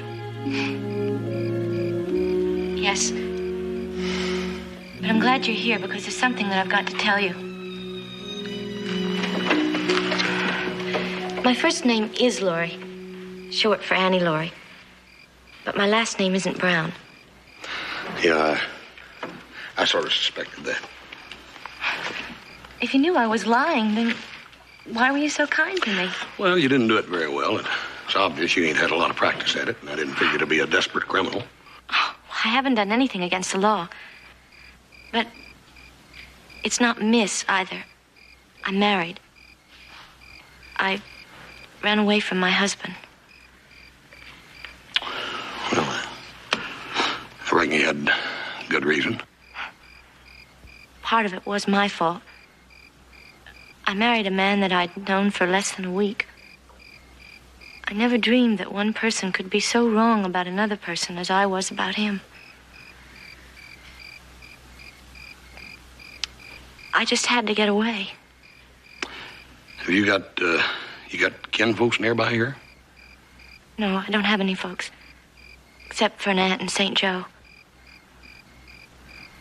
I was going to get a job in Virginia City to help pay for the fare to get there. When I got off the stage, I saw a friend of my husband's. He'll get word to my husband. I just know he will. And you figure your husband will come after you then, right? Yes. I can't go back to him.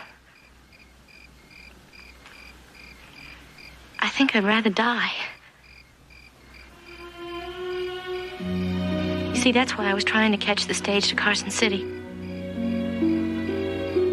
I just have to get to Carson City. All right. You will. I'll get you there first thing in the morning to catch that stage. But right now, I think you ought to get a little rest. Yes, I can now. And I will. Come on.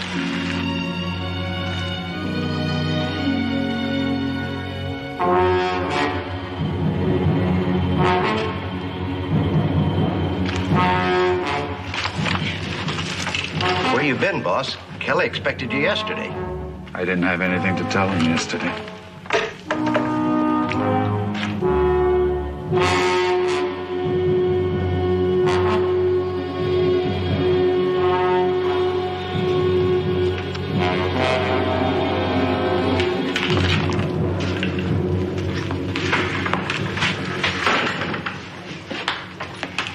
Well?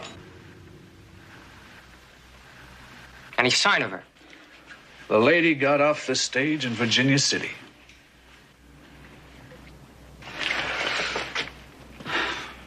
She's where we can reach out and get her when it's time. What do you mean, when it's time? Why didn't you bring her with you? Oh, easy, boy. Slow down, Kelly. Easy, boy. Did you expect me to kidnap her off the street? She's my wife. I told you to bring her back. And that's why I do the planning, not you. Now let go. Or we split the partnership and you can do it all on your own.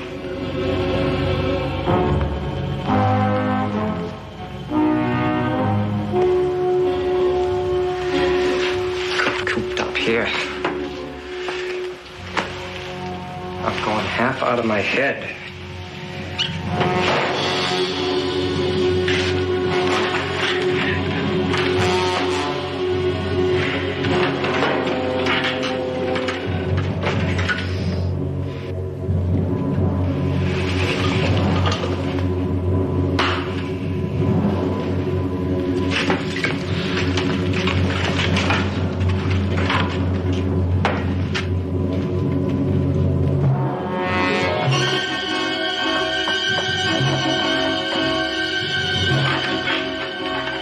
I'm not waiting.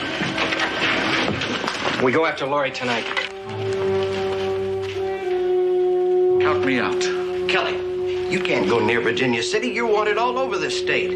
Not to mention California, Utah, and Montana. Almost any place you name. There's a rope waiting for you.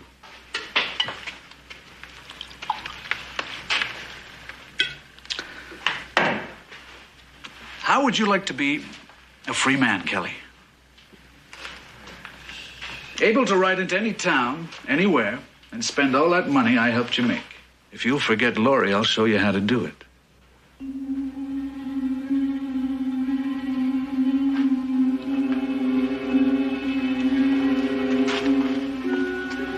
Keep talking.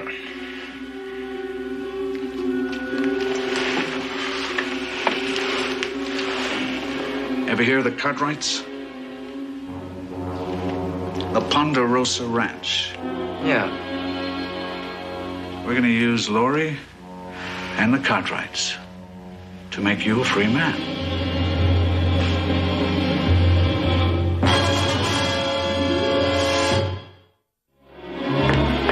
I hurried. I hope I'm not too late. Oh, no. It'll be an hour before the stage gets to the way station. We're only 20 minutes from there. Sit down. Here. Sit down.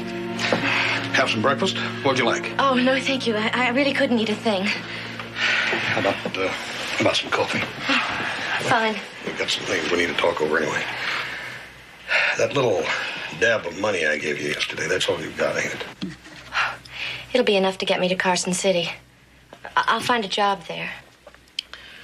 You know that a friend of your husband saw you in town? Yes, Paul Rogers. Well, I'll see you safely to the stage, but you mustn't stop in Carson City. Rogers or your husband would find you there in 10 minutes. You must go all the way to St. Joe here. Oh, I couldn't accept this. It's just a loan. You can pay me back when you get it. Just send it to Hoss Cartwright, Ponderosa Ranch, Nevada. That's all the address you need. No, I really can't accept this. Don't argue with me, Laurie. I get meaner than a snake when people argue with me. You couldn't be mean. You wouldn't know how. You're so kind. I'd forgotten there were people in the world like you. I'll get the buggy.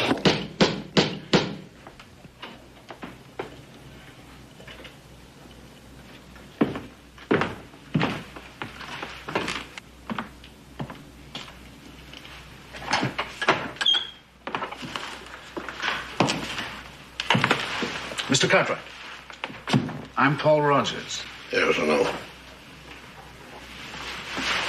I'd like to talk to Laurie for a few moments. Well, I'm not at all sure that... It's all right, Hoss. Your husband wants to see you, Laurie. I don't want to see him. He's thought it over, Laurie. He's willing to give you a divorce. But he wants to hear you ask for it. No, I don't want to see him. What's the harm? He just wants to say he's sorry and tell you goodbye. Do you see anything wrong with that, Mr. Cartwright? I see that as her decision, Mr. Rogers. Why didn't he come himself instead of sending you? You know why, Laurie? He's a proud man. Too proud to chase you and beg for a few words. He's willing to give you a divorce, but you have to come halfway. It's a wise thing to do, Laurie. If you get on the stage, he'll be waiting in Carson City when you get there, and no telling what he'll do or say then. I wouldn't go alone. I couldn't. Will you go with me? Certainly. Very good. It's not far from here, a side road, rough but passable.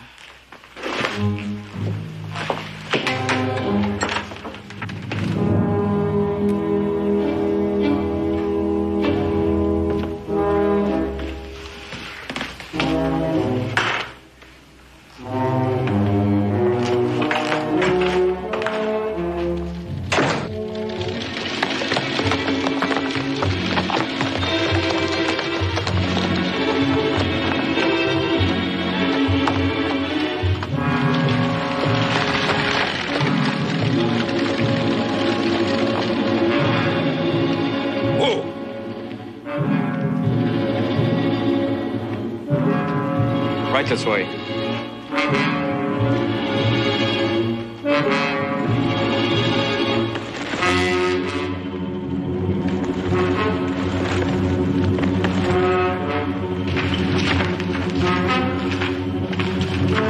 See, it didn't take long.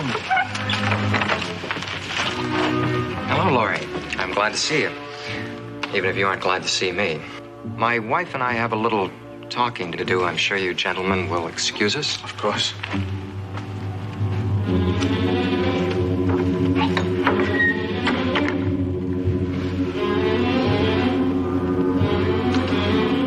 If anything happens to her... She is his wife, Mr. Cartwright.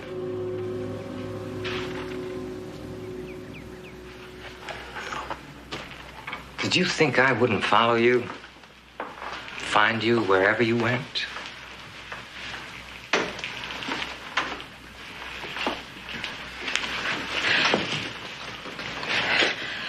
Roger said that you'd give me a divorce. I told him to say that.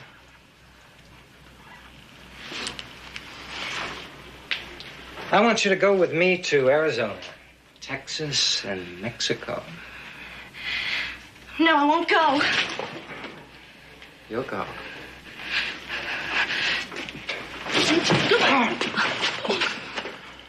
Don't scream, Laurie, or that big friend of yours will come charging to the rescue and I'll kill him before he gets through the door. That's a promise. You scream, I'll kill him. Understand?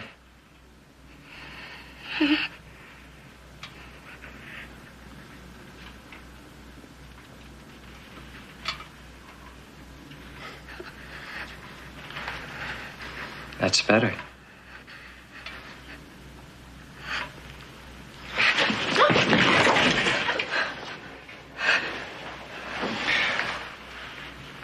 You're gonna like Mexico.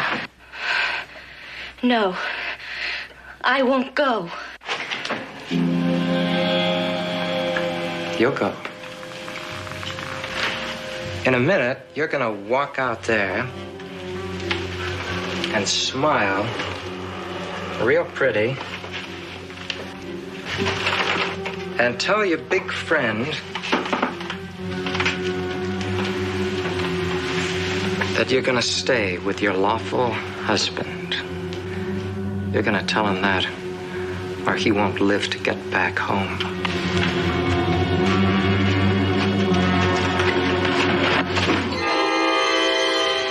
I won't go. I won't go with you. If you force me, I'll run away again. No, Laurie. You're not gonna run away again, not ever. I won't go with you. I won't stay with you either. I'd rather die.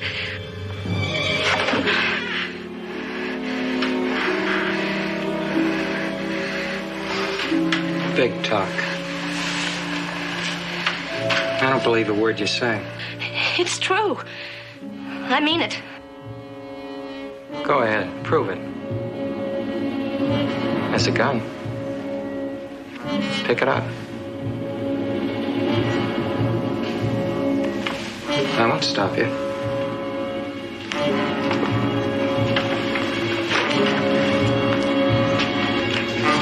Pick it up, cock the hammer, pull the trigger.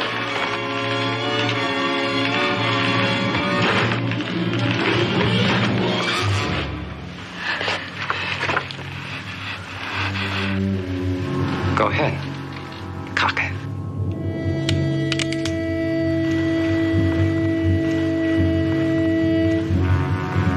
Pull the trigger.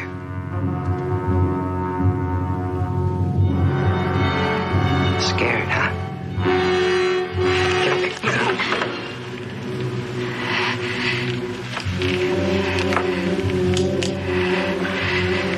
I'm gonna show you who's boss. I'm gonna hurt you, Laurie. And you're not gonna make a sound.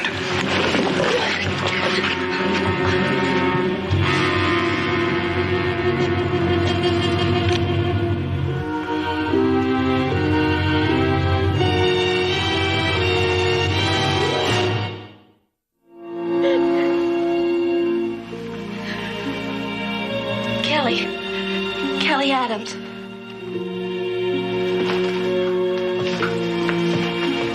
Well, I've been getting telegrams for the last month on Kelly Adams. He was wanted for 3 murders and about a half a dozen bank robberies. Did you know about that? No, only that he was wanted. He was drinking one night and bragged about it. See, that's why I ran away. Well, I doubt seriously if you got anything to worry about. But I killed him.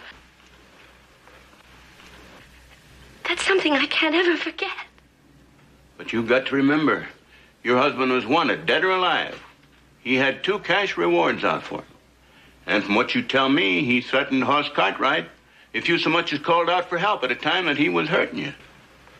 Now, what you did had to be in self-defense. That's what I've been telling her, Roy. Well, Joe and the deputy are waiting outside. We better get on out to that cabin. Well, I'm gonna take Laurie back to Ponderosa. Cool. All right.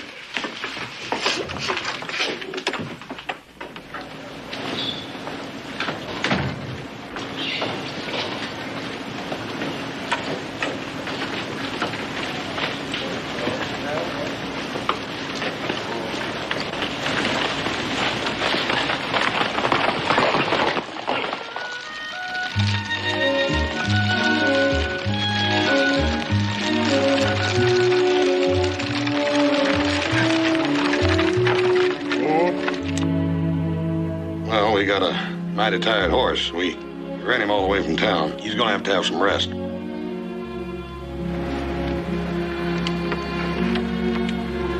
I should have told you who my husband was. I tried to, but I was too ashamed. Well, don't talk about it, Laurie. That is, unless you want to. Kelly could be very nice. I was clerking in the Mercantile in Placerville. We bumped into each other one evening in the rain, and I got mud all over my dress. Next day, he bought me a new dress. Prettiest one I'd ever seen. How long ago was that? 4 months.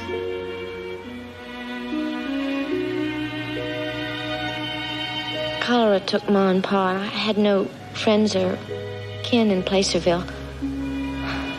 Kelly would be waiting when I finished work. He took me into the jewelry store one evening and bought me that cameo.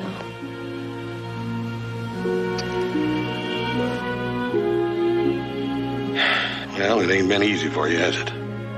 But you can start forgetting about it now. Get up.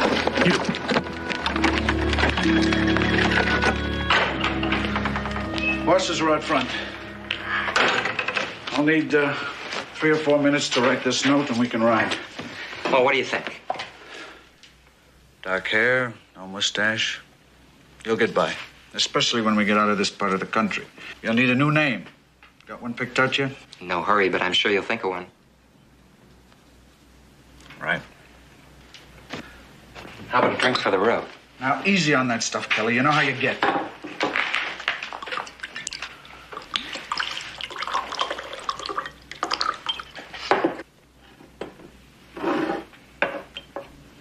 Cheers. What's this note you're writing? I told you, for the sheriff. Now listen, Kelly. And listen good. You're an old friend of mine. Understand? Yeah. I don't want you put away in Boot Hill. So I'm taking your body home for burial in the family plot. Comprende? Right. That's enough. Yeah, this plan of yours. Very good. That's very good. Only I'm gonna change it some. Oh, yeah? Yeah. Laurie's going with me. Oh, Laurie's going with you. Oh. You take her. You even try and take her. And you've thrown away everything we've done. You see, she's my wife. My woman. No woman ever walked out on Kelly Adams, and she's not about to be the first.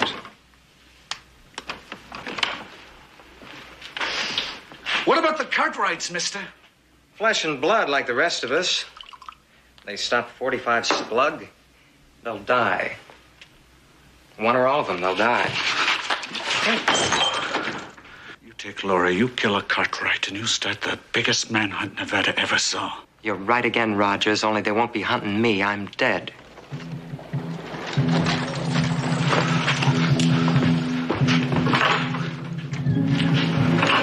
Miss Duncan, told him to meet me here. Kelly, you gotta listen to me.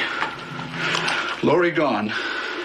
A Cartwright dead. The sheriff's gonna turn over every rock in the country. He's gonna wonder about that note. And everything we've done will be wasted.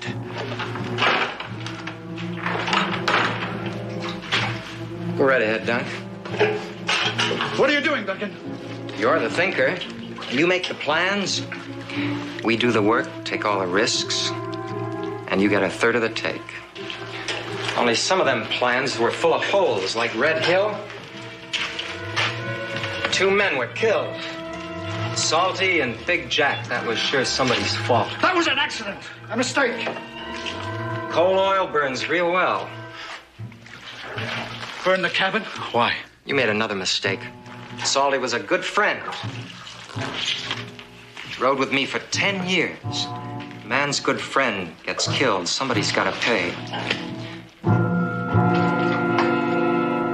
All right, Dunk. You can do the outside. Just a minute. You heard me, Dunk. Duncan! You listen. You listen to me. You need me. Every job I tell you how and when. Not anymore, Rogers.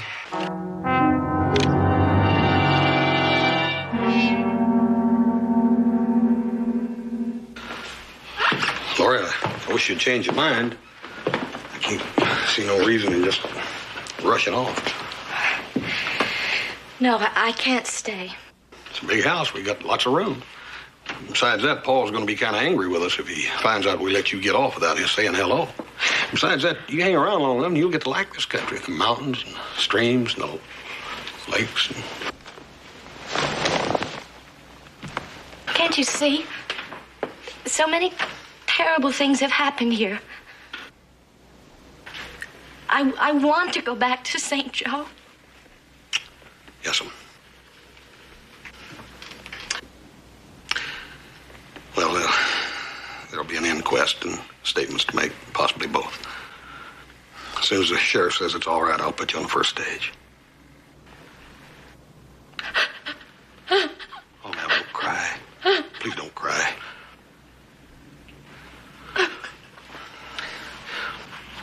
Here. Thank you.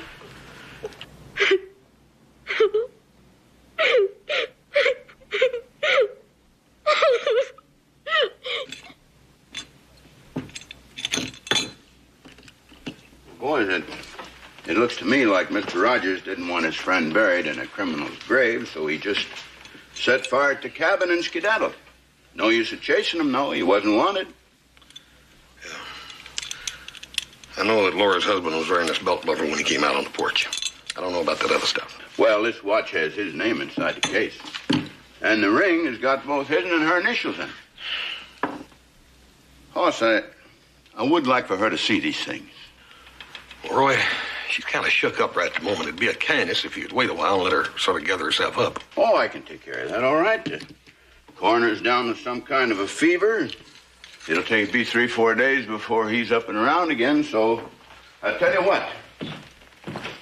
I'll get word to you just as soon as we wander in town.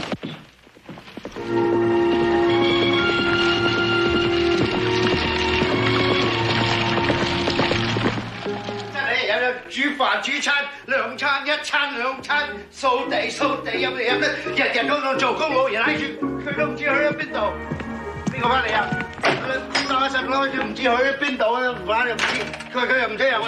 a minute, Hobsing. Run all that by once again at a trot and in English.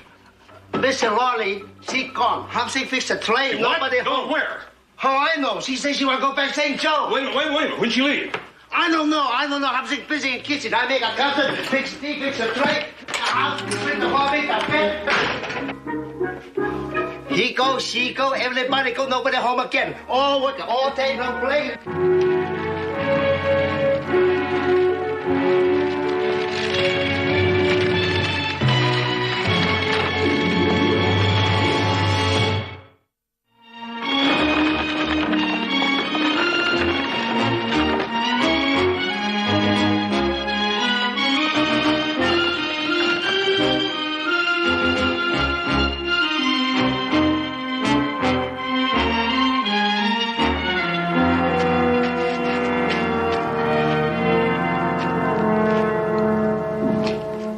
Well, if it ain't my good and faithful wife.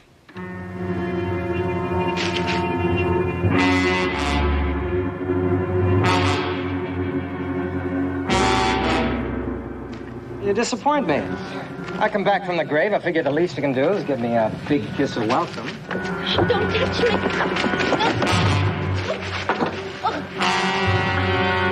You're hurting me.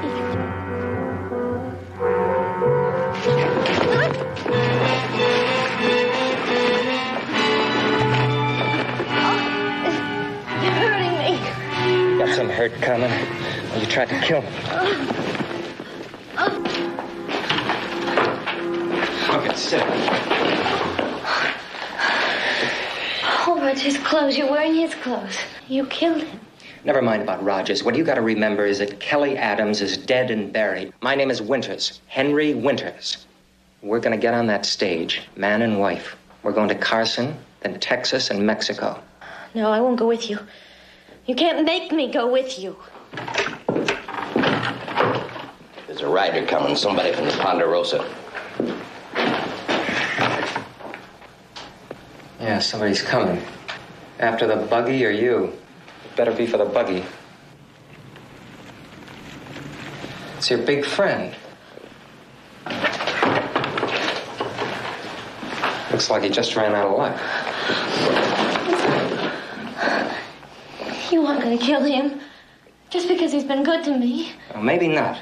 If we can strike a bargain, you and me, two things you got to do. Get rid of him. I don't care how you do it. Just send him away.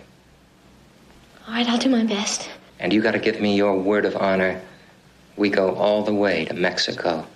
Man and wife. No trouble. All right, I promise. All right. You get up fast. All right, now I want you here. If he even sounds like he suspects something, yank the door open and get out of the way. I'll be sitting waiting.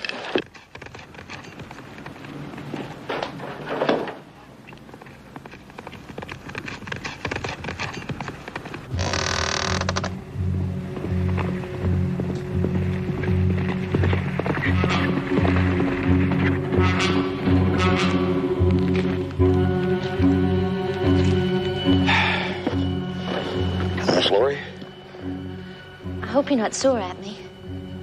For boarding the buggy? Why should I be? Not just the buggy. For leaving without a thank you or goodbye. You see, Hoss, I was scared.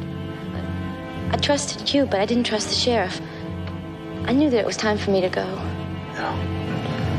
Yeah, I know that feeling. I sometimes can't hardly wait to get on my way myself. You've been so good for me, and I do thank you for it. I'm sorry that you had to come after the buggy, but you don't have to wait around till the stage gets here. Oh, ma'am, I'd be much obliged.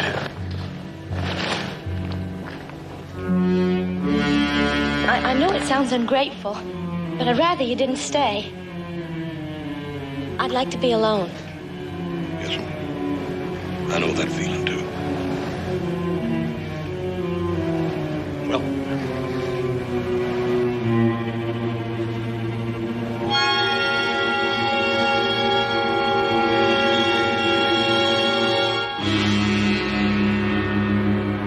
Oh, I guess they must have dropped my purse. Yeah.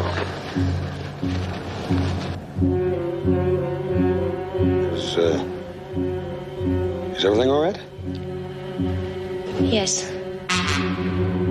Please go, Hoss. Please go. Well, I reckon there's nothing left, but goodbye.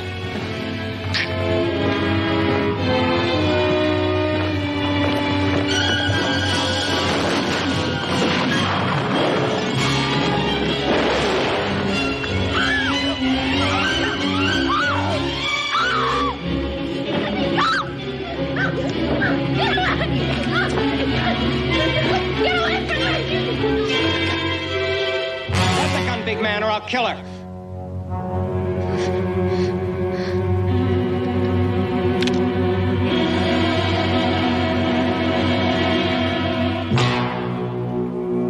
You're a fool, big man.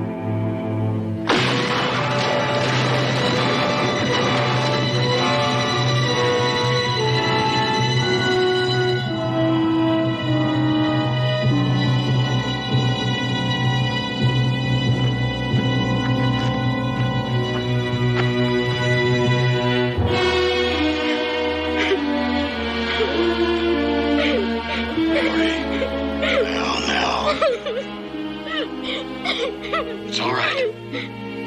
Let's go, come on.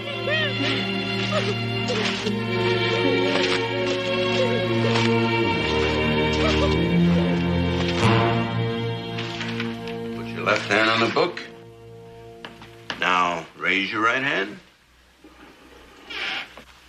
Do you solemnly swear that all the facts and statements contained in this deposition, which you have signed, are true, so help you God? I do. Well, that does it. You're free to go, and I wish you a lot of luck. Thank you, sir.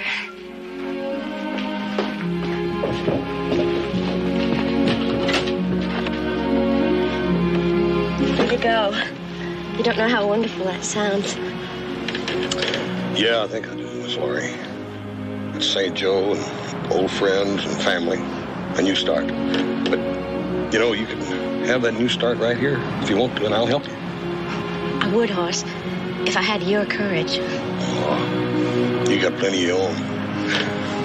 Risk your life to save a man out there at the way station. I don't know many folks have done that. But I reckon you'd have done that for anybody, wouldn't you? Oh, no, not for anybody. Just somebody as dear and kind as you are. But so much has happened.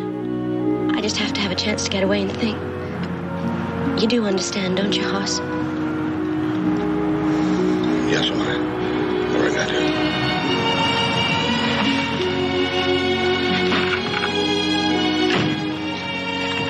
I'll write to you, I promise.